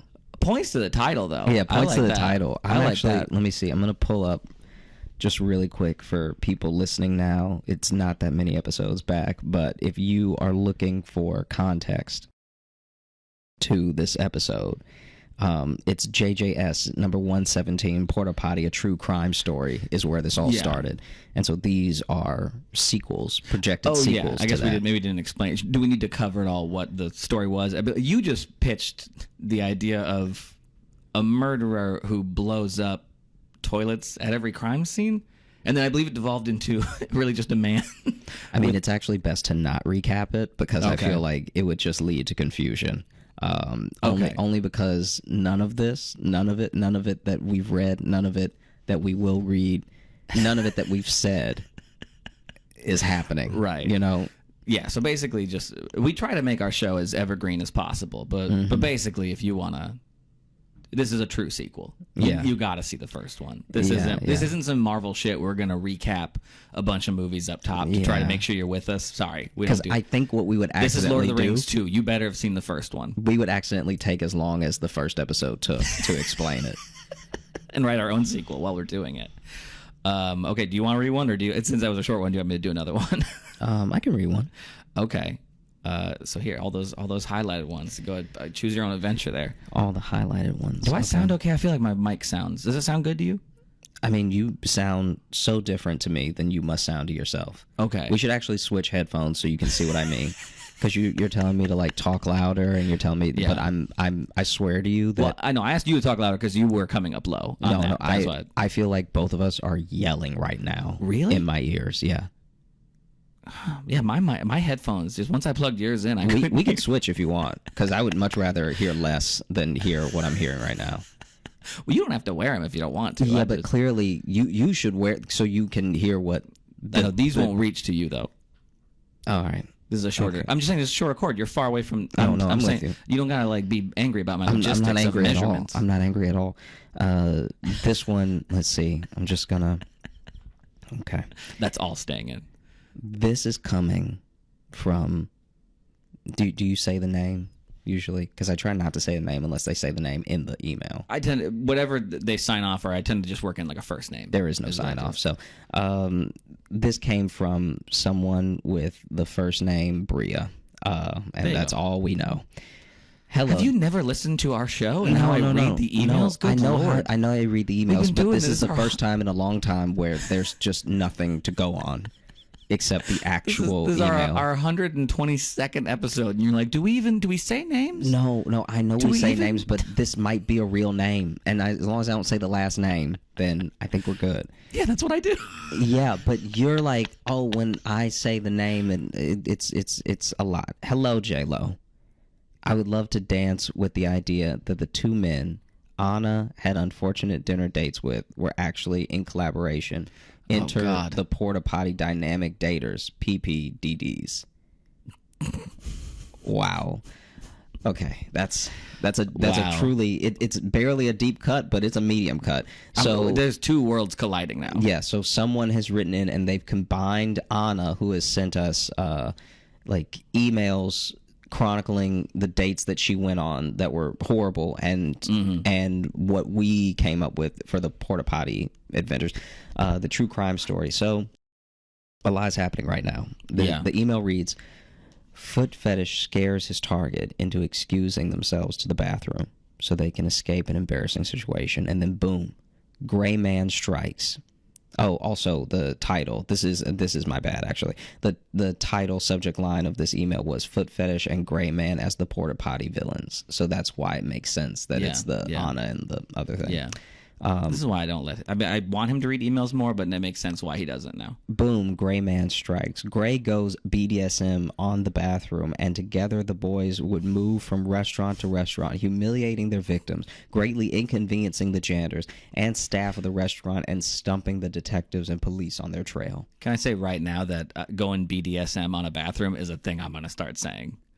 Yes. Be like, man, I ate a lot. I'm about to go BDSM on this bathroom. It's about to be gray, man. I really don't like that. It's about to be 50 Shades of oh no in here. It's really upsetting. I couldn't help putting these two stories together as I've been playing catch up on your most recent episodes, all conspiracy theories / stories aside. I wish the best to everyone involved in these stories.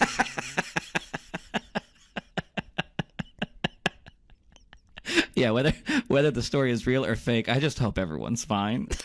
And to Anna, I hope you find a man who treats you right. Absolutely love the show. Thank you both for all that you do. Well, thank you, Bria. Thank you so much. Thank you for adding an extra layer that I didn't see coming. Maybe there is some sort of extra person that besides the main villain in the sequel, you know? Well, maybe what we find out is that the killer, the murderer that the detective is chasing, he is following the man who is having the bathroom troubles to cover up his own crimes. You know what I mean? To lead the police after him. You know what I mean? Yeah, I think I know what you mean. You know, he's trying to as a scapegoat a little bit. I like that. Yeah, let's keep it. Okay. Yeah, let's keep it. Yeah, after each of these, let's decide if it's staying in or not. Yeah, let's just keep it in there. Okay, this one here. Okay, this one's a little bit longer. This is from Sid, and the title is Porta-Potty Sequel. Hi, Josh and Logan. It's Sid. You know, the guy who said Logan wasn't fat that one time? Oh, God, that was funny. That was very funny. That was one of the funniest things a listener has ever said to me. We were in Rosemont, outside Chicago. And we had just done a show together, a stand-up show, not a live podcast. Yeah, just stand-up. And this guy's coming up talking to us. We're having a quick chat. And as we're chatting, he's very complimentary of our sets and everything. Yeah. And then kind of out of nowhere, like right as we thought we were about to all part ways, he turns to Logan and he's like, "You're not like fat like you make yourself seem." I believe the exact wording was, "I was expecting you to be a lot fatter because of how you talk about yourself," or something. Yeah. That sounds more correct. It was something like that. It was a compliment. He was being kind of being like, "Listen, you're hard on yourself. You aren't that fat." But it was to just say I was expecting a fatter man. Yeah. Also, when won't feel great either way. Yeah, when you say that, you are saying fat. You know what I mean? It's like when people say something's not that bad. It's like, so you're admitting it's bad. You're admitting it's not great. You're just saying it's not as bad as people have made it seem. Ooh, thought this would be worse. Is what? Yeah. Which was still, I could tell it came out wrong, even when he said it. It's like we have a lot of listeners who come to shows now, and they don't, they know your stand up, but they don't really know my stand up, and they'll be like, oh man, like I didn't know what to expect, and like you're funny too, and I know they're being complimentary. That wording doesn't feel great because it means they went in maybe expecting me to suck, or just like not really knowing what the show would be. Right? Yeah. Like maybe they thought that we'd just be up there together. Yeah, that we'd be together. I'd just be off to the side, just laughing at your jokes. I wonder if what they imagine it's going to be. I have nothing. Yeah, I have thought no they'd story be to tell. sitting next to you. Yeah.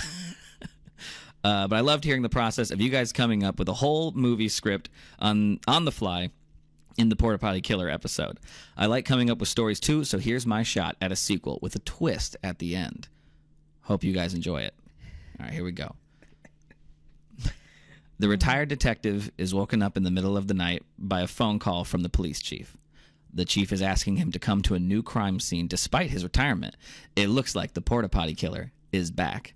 At the crime scene, there is a new detective who can't stomach the mess. Three dead, 4 in critical condition, and 6 stalls out of commission.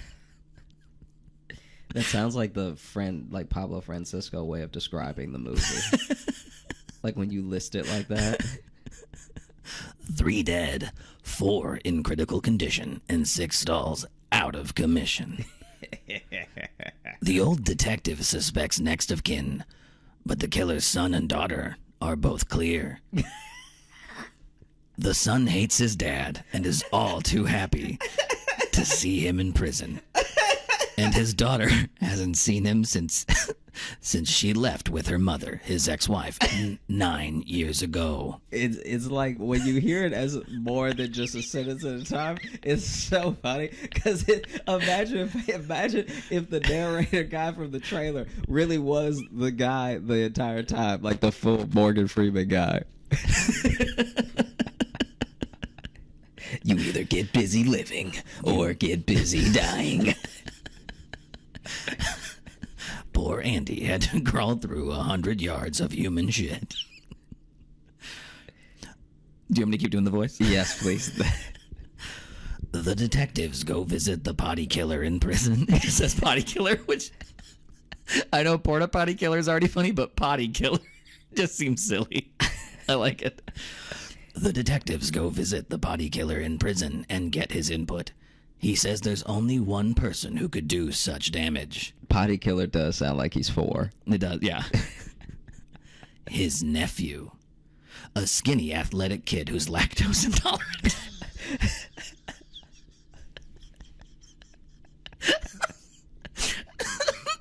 A skinny, athletic kid who's lactose intolerant and has the metabolism of the Flash.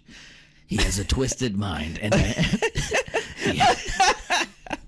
He has a twisted mind and digestive system that can eat anything, and it runs right through him.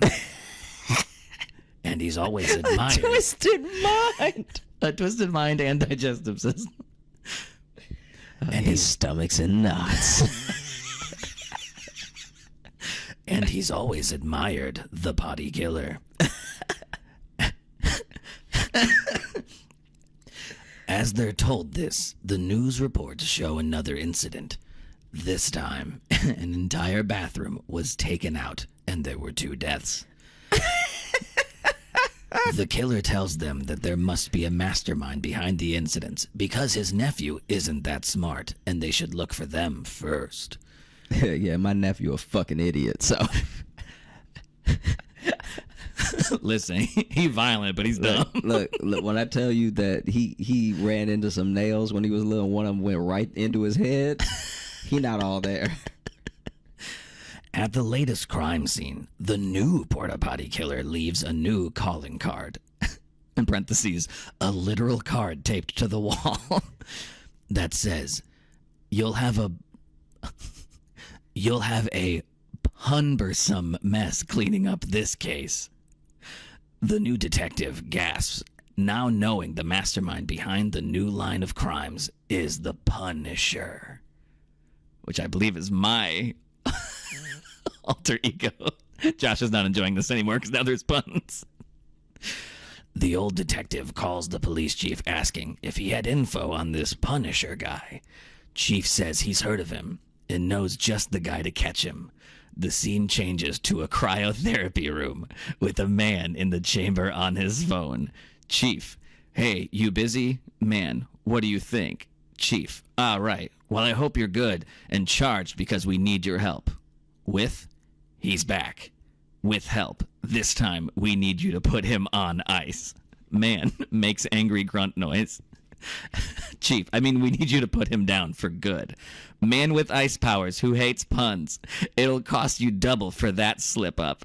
Man with ice powers who hates puns hangs up phone and steps out of cryotherapy ready to take down the Punisher.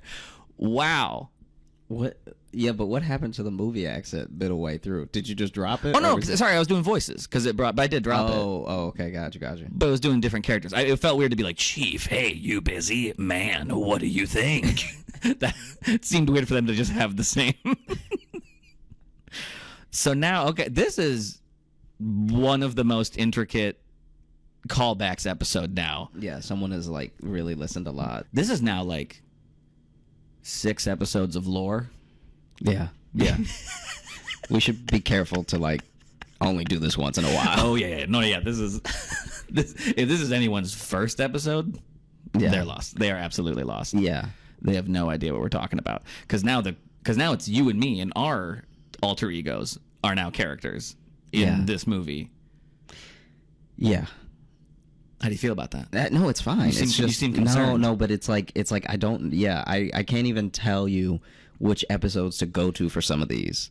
You know how when you really start following comic books when you're a kid, and they're like, oh yeah, the Hulk first appeared, because the Hulk was never in just Hulk 1. Right, yeah. The Hulk was in Action Comics 7. Right, yeah, exactly. And so now you have to go back and read Action Comics 7 to see, and then even when you go back to Action Comics 7, it's not really the Hulk. It's Bruce Banner getting upset that his coffee order's wrong. Yeah, I think you literally. So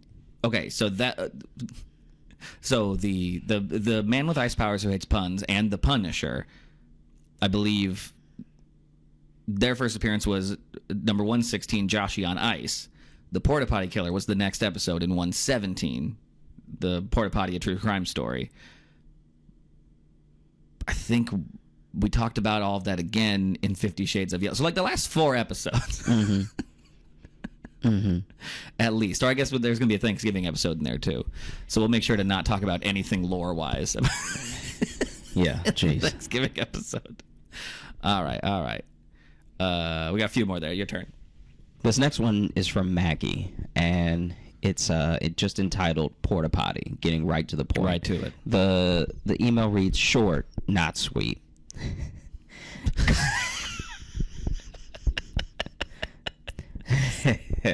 Cop who retired has unleashed all the pent-up emotions and, well, shit. Now can't stop. Becomes the guy he arrested in all the facets you went through in the show. Because he has cop skills and has been close to criminals his whole career, he is much more convincing and good at what he does. He is the true marathon poop cop.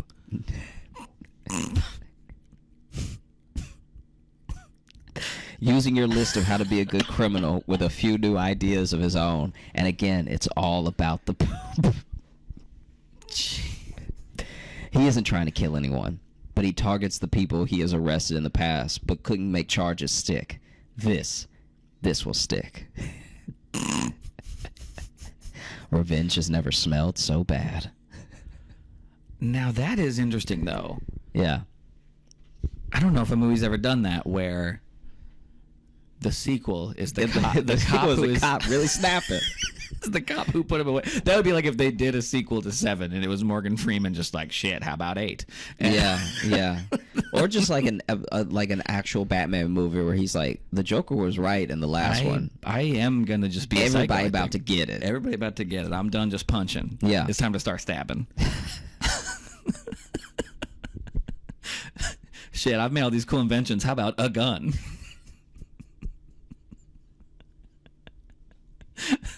Hey, Lucius Fox, you got some guns for me?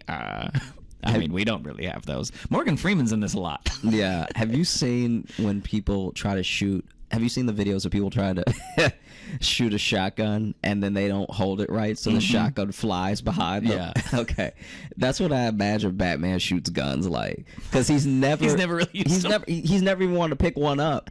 So that he probably just holding it all lazy and then accidentally shoots and like hits himself in the. Have you seen that video of that person that was shooting a Magnum and then they hit themselves in the forehead? Yeah, yeah, yeah. There's a bunch of those where they just and it's like just, pow.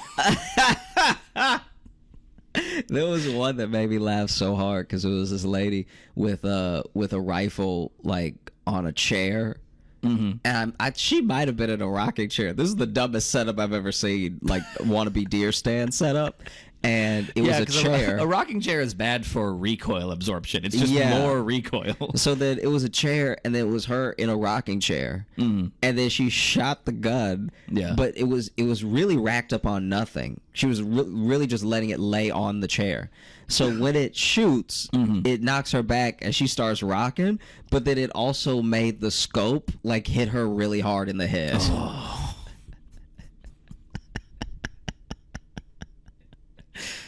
This one here, this is from Jeremy. The title is Porta-Potty 2. This time, it's Poopstinel. Remember, it's a podcast. They can't see your reaction. You need to sometimes actually... Okay, just rolling out, just closing eyes, shaking head. Just read it.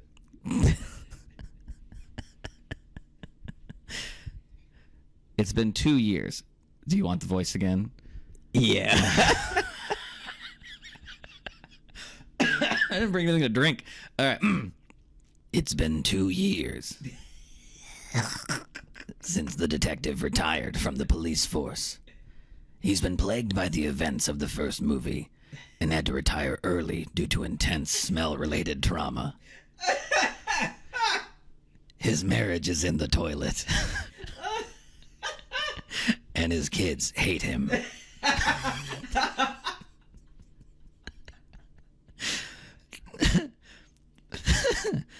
In order to fix his family, he books them a cruise to enjoy the Bahamas.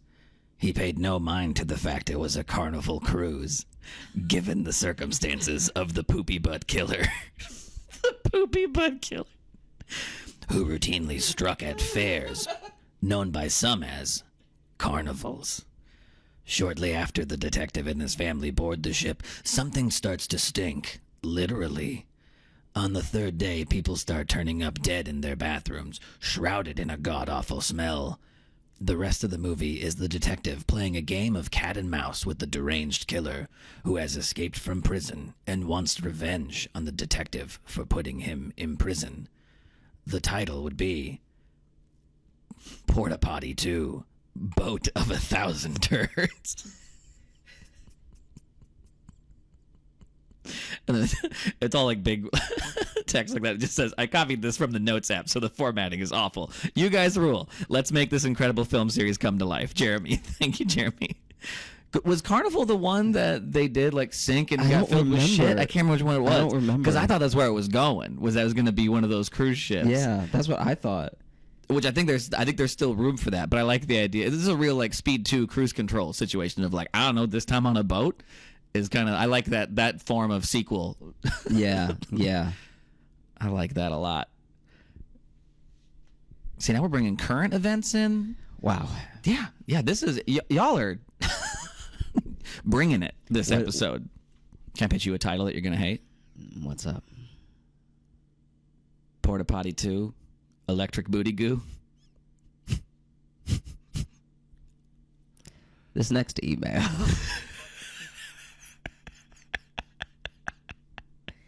Do you get it? They're like electric from like, our friend like electric boogaloo, Moss. like electric boogaloo. But I went The subject line booty goo, in like poopy. the email. Joshua, like is poopy. Porta-Potty number 2, a true crime story in parentheses. Okay, who's this from again? Though, say the name again. Moss. Sorry, Moss. Okay.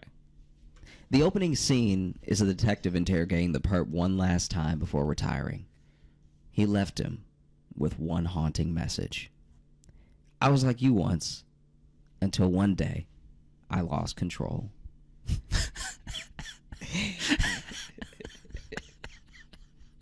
Insert time jump. I was just gonna say smash cut to him running down a hall. No.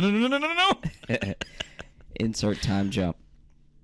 The detective is spending time with his family at a water park. Oh. These last two have been wet and wild. He thought to himself that he's been so relaxed since retiring. Maybe a little too relaxed.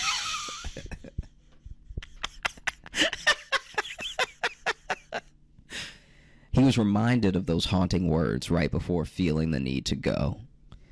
Running out of the pool, he tripped several families.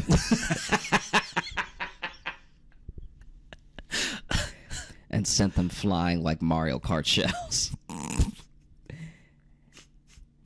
After he flushes, he noticed something on his hand. Blood. Oh, thank God. Thus begins his trail of toilet terrorism and his collection of bloody toilet handles. His young ex-partner unknowingly is searching after him and turns to the original pooper-trader for advice. Pooper-trader. I like that. Hijinks ensues. Make it a great day, boss. Make it a great day. Wait, so this is... Okay, so at first I thought this was going to be I thought it was a prequel, but it seems so the insert time jump means... So then this is another one where the detective becomes the killer again. Yeah. Yeah. Okay. I'm literally trying to think of any movie that has done that, where then the cop in the next one is like, oh shit, I'm the bad guy now. Yeah, I'm crazy. I'm really trying to think about it. I really see where he is coming from now. I think they might have done it in one of like the Saw sequels or something. Yeah. Didn't one of them like Something become like an acolyte or something of Jigsaw or some shit? Something like that. But otherwise, like, yeah, I'd love to see that in like a big movie. I think it happened in Saw 3, and I'm pretty sure Saw 3 was not good. I think it was Saw 3 was a different person was the traitor, but I think it happens in one of the later ones or something. I've got 2 more here. I haven't looked at what they say, but I want you to pick the title of the one you want to read, because one is just called Porta-Potty Sequel, and the other one says Buttholeless Detective. Yeah, I think I'd like to read the Porta-Potty sequel. You like the Porta-Potty sequel? Okay, so here we go. This is a short one here. This is from Tatiana, and the title is Buttholeless Detective. Hey, Jogan, just wanted to say... Oh, this one isn't even... This is just a review, I think. Hey, Jogan, just wanted to say I almost ate shit up the stairs laughing when Josh started going off about the detective without a butthole.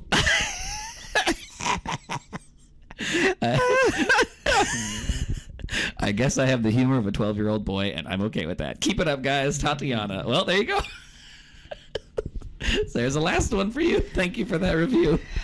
Wow. Okay. Can you do me a favor? Since we're on the last one, can you hook my headphones back up? Oh, yeah. Yeah, just especially if I try to do any voices or anything.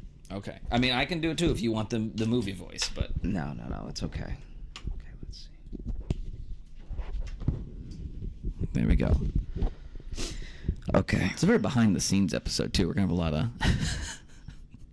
This is what happens when you record your podcast in a hotel room. Okay, this one is from Jesse, and it's titled Porta-Potty Sequel. First time writing in, and I personally think this is the best episode. Big fan of the goofy point of view on a serious situation type of comedy. My name is Jesse, and the sequel would be as follows. Our hero, after being able to rid himself of the internal issues and taking that well-deserved shower, trudges over to...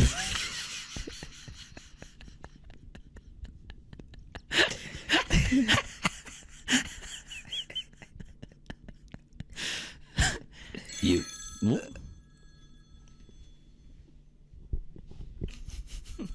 Sorry, getting a phone call now.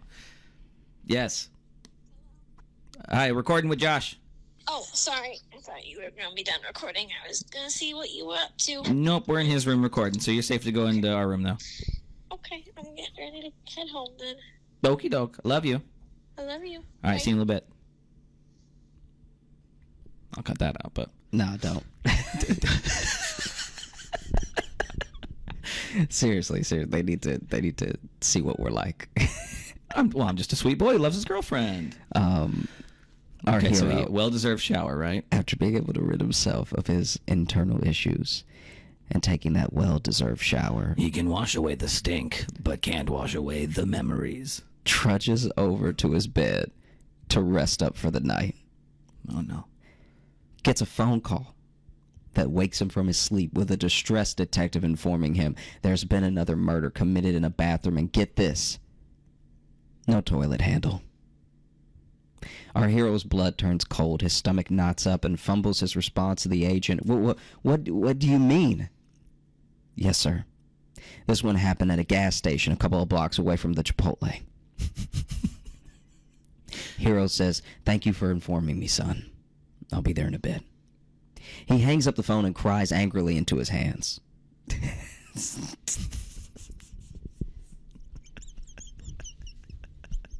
Here's the thing, you know it's happened in like real life, but it's so funny the idea of somebody getting off the phone, crying into their hands, and then showing up. Yeah. Then they're like, all right, now off to work. It's like when y'all were talking about brunch this morning. It's like, imagine if you had called me. It's like, hey, we're going to go to brunch. You want to come? I'm like, yeah. I'll be in the lobby in a little bit. And then I cried into my hands. And then met you downstairs like nothing happened. No? Okay. All right. Boy, this is really an unfortunate angle on me, too. Sorry, now I'm just critiquing the camera that's on me. Okay. Cries angrily into his hand. Oh, it's an angry cry, too. It's not even just a sad cry. Oh! You dumb bitch! Furious that he has lost the edge he once had. Oh, yeah, because now that he's released, he's not going to understand how the killer thinks. And so he's crying angrily into his hands because he blew his butt out.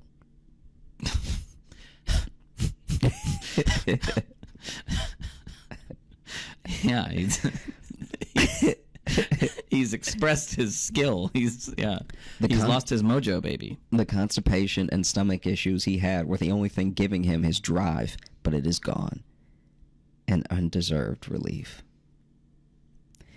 Wow. That would just be the preface without writing out the whole script. Bullet points as follows would be... Anyway, I have this scene. Other shit happens.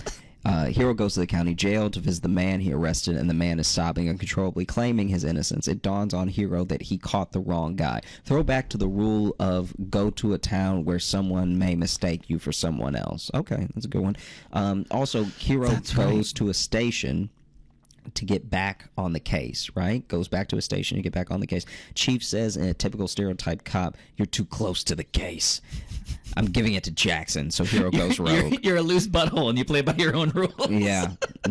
Nobody can trust you, all right? Nobody can depends on you. Look at this guy getting in on it. Hero goes to Chipotle and bribes the workers there for information, using plumbing supplies instead of cash.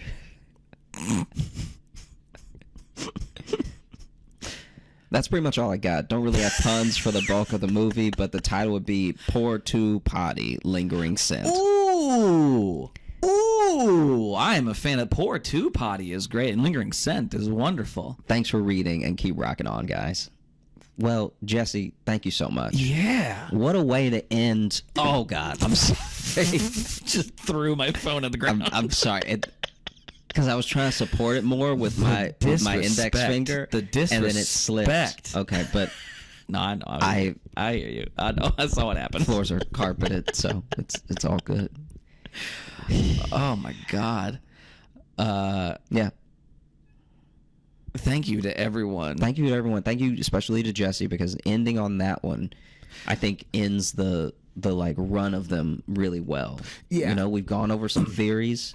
We've gone over some really viable sequels. I think the next step, which this won't happen for a while, so don't get too excited. But I think the next step here is to actually write out, outline, a little outline, little beat sheet. Okay. Using what's been written in with some of our own sort of flavor. And well, and I think we have enough similar themes throughout these. I think pretty much all of these will influence the sequel a little bit. 'Cause we got a lot of clearly the cop is somehow either becomes the villain or at least has now lost his edge. Yeah. What I liked in that last one too, I would love to see a movie do that where literally it takes up an hour after the first movie ends and they're just like, oh fuck, we were wrong.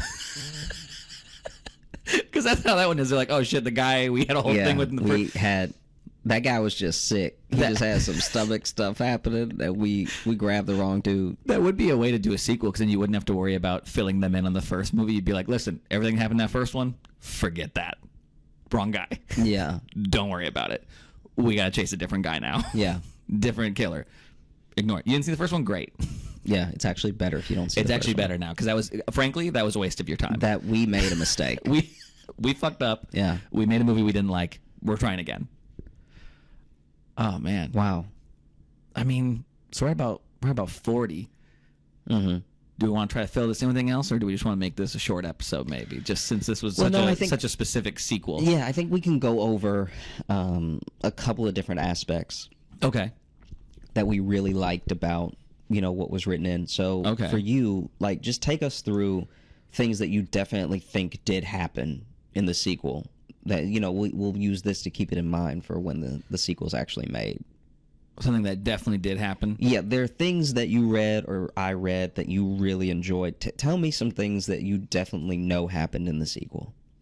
I don't know if I definitely know, but I do like, I mean, the obvious angle would be that, oh, there's a copycat.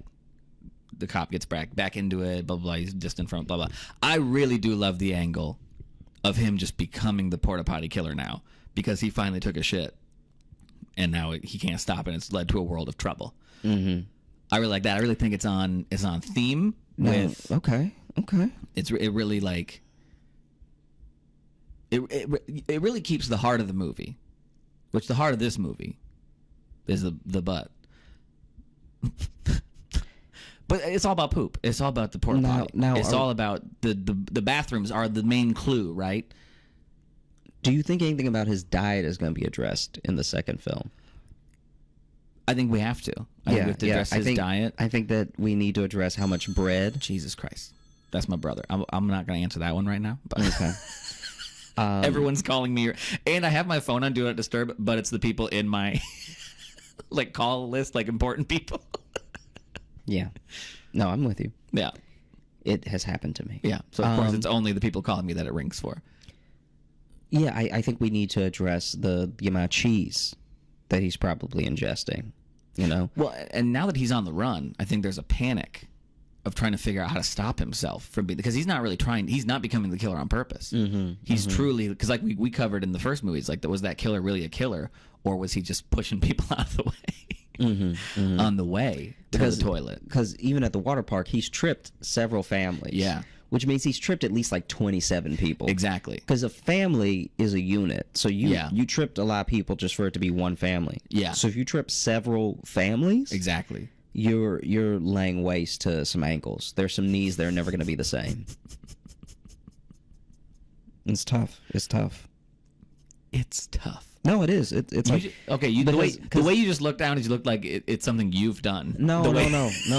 It's just you see a person change. You see like this character change over time. Yeah. This is someone that wanted to do good. This is an internal battle that a lot of people in their actual everyday lives are fighting. They're fighting to not become the villain. Yeah. Yeah. So we see it in movies all the time. We see it like it's a common theme in film.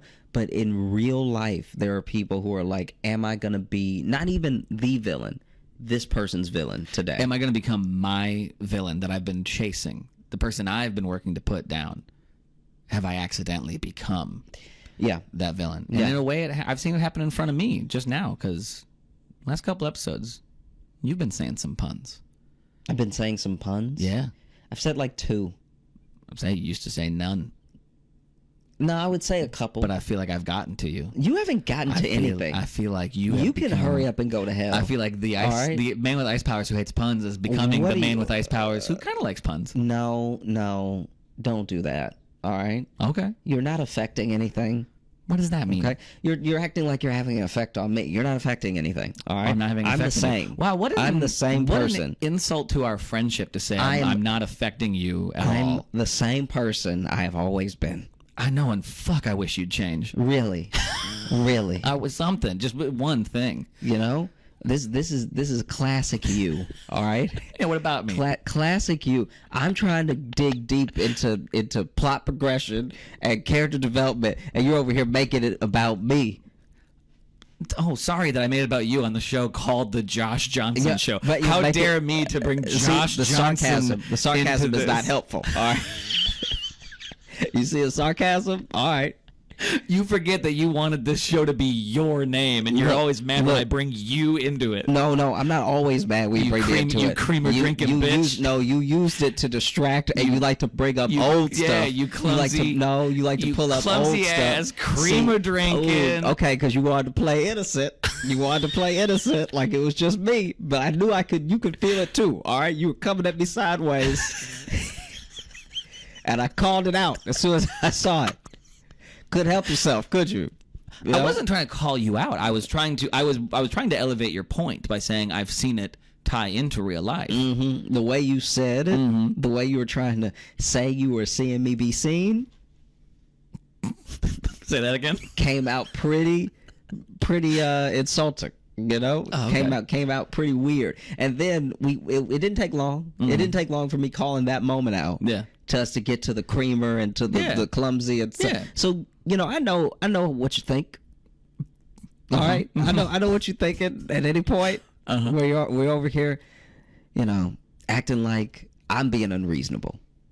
But I'm just calling it the way that I see didn't it. say you were being unreasonable. No, but you were looking at me like I was being unreasonable. The point I The literally made. sarcasm in your voice. The point I literally made was to say you were being reasonable and making a good point, and I was tying it in to our show. Which, sorry to bother you, but most of these emails were tying in other stuff from our show. How about this? How about you slow down and quiet those plosives on the point? All right, don't hit me with the point. All right. You coming at me with the point I was trying to point out to you when I was making the point. Okay. Yeah. So then finally when they discover the detective, the one thing he won't give up is drinking creamer because he's a dumb bitch. Wow. Okay. Wow. Showing Tie true that in. colors. Yeah. True colors. Yeah. Yeah. This is fun. It's always good getting to see you. Getting to see the real you is what we're getting to see.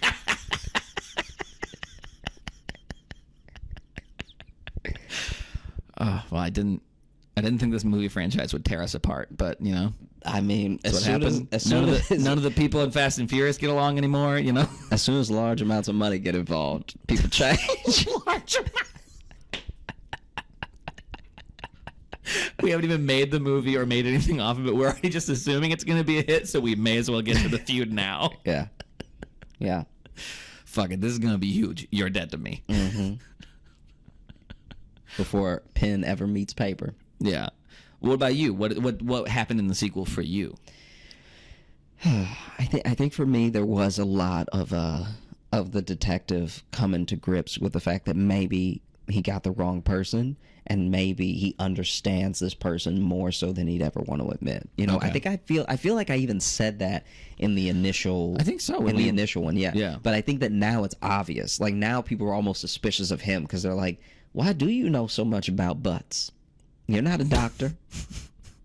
You're not a butt detective. Is this a fascination or is this like a part-time job for you? Why do you know so much? How are you always so good at catching them? Yeah. Maybe it's because you think like them. And so now people in the department are turning on him. You know how sometimes when cops retire, they have that general respect in their old precinct? Yeah. It's almost like being a senior from your high school and then you come by to pick something up and people still remember you though. Yeah. It's like that. But he doesn't have that. The precinct's turned on him. He was supposed to be a hero cop. This was supposed to be his last job before he retired. And now they're suspicious. They're like, maybe we got the wrong guy. Maybe you're the guy. Maybe it's not even suspicious. They're just grossed out. Yeah. Like once he figured out how to catch him, everyone's just like, Yeah. Ew. Like he knelt down he knelt down and Like no one wants to shake his hand anymore. yeah, no one wants to shake his hand because they start a rumor that he doesn't wash his hands, even though he does. But people are like, no, he don't wash his hands so he can keep his edge. I just had a horrible visual in my head of just like, you know, where they dab their pinky to like lick the cocaine. It's just poopy. Yeah. That's him, all right. I told you it wasn't good. Thanks so much for listening to the Josh let's Johnson. get out of here. Let's get out of here. We did a crime here. The real crime was committed here. We had a great time recording. I hope you had a great time listening. If you are looking to catch up with us on any of the socials, you can find me at Josh Johnson Comedy on Instagram, TikTok, and YouTube. We're going to be posting clips of the show. Yeah. And if you're looking for Logan, you can follow me on Instagram at Logan M. Nielsen. And if you want to get into the mailbag, like all those people did, you can email us, joshjohnsonshow@gmail.com. I can't promise we'll read any more Porta-Potty sequels, but I mean, if you got one, you're welcome. Yeah, we'll put them in a folder. Yeah, we'll hang on to them. I can't promise we'll take up more time. Yeah, we'll archive them. But when we're ready to tank our show, we'll do this again. And thank you to everybody who emailed in. Those were all very fun. I liked reading all of those. Yeah, we really appreciate those. All of those amazing. All of those were top shelf. So thank you so much for sending in. I wasn't expecting. I thought we were gonna get like 2. Mm-hmm. But it was like within a week of that episode, we had all those. Wow. And I was like, wow, okay. Oh, jeez. Thanks for listening. Thank you so much. Have a great rest of the day and a wonderful weekend.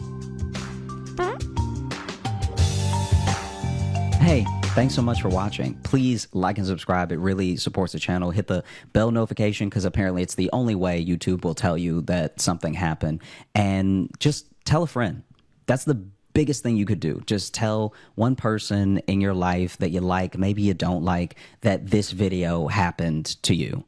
We release the podcast every Thursday on all the podcast apps, so you should find us there and subscribe on those and comment and leave reviews and whatever on all of them. And also, if you want bonus stuff, you can join our Patreon, patreon.com/Josh Johnson Show. We have bonus podcasts and videos and stuff there, and we'd love to see you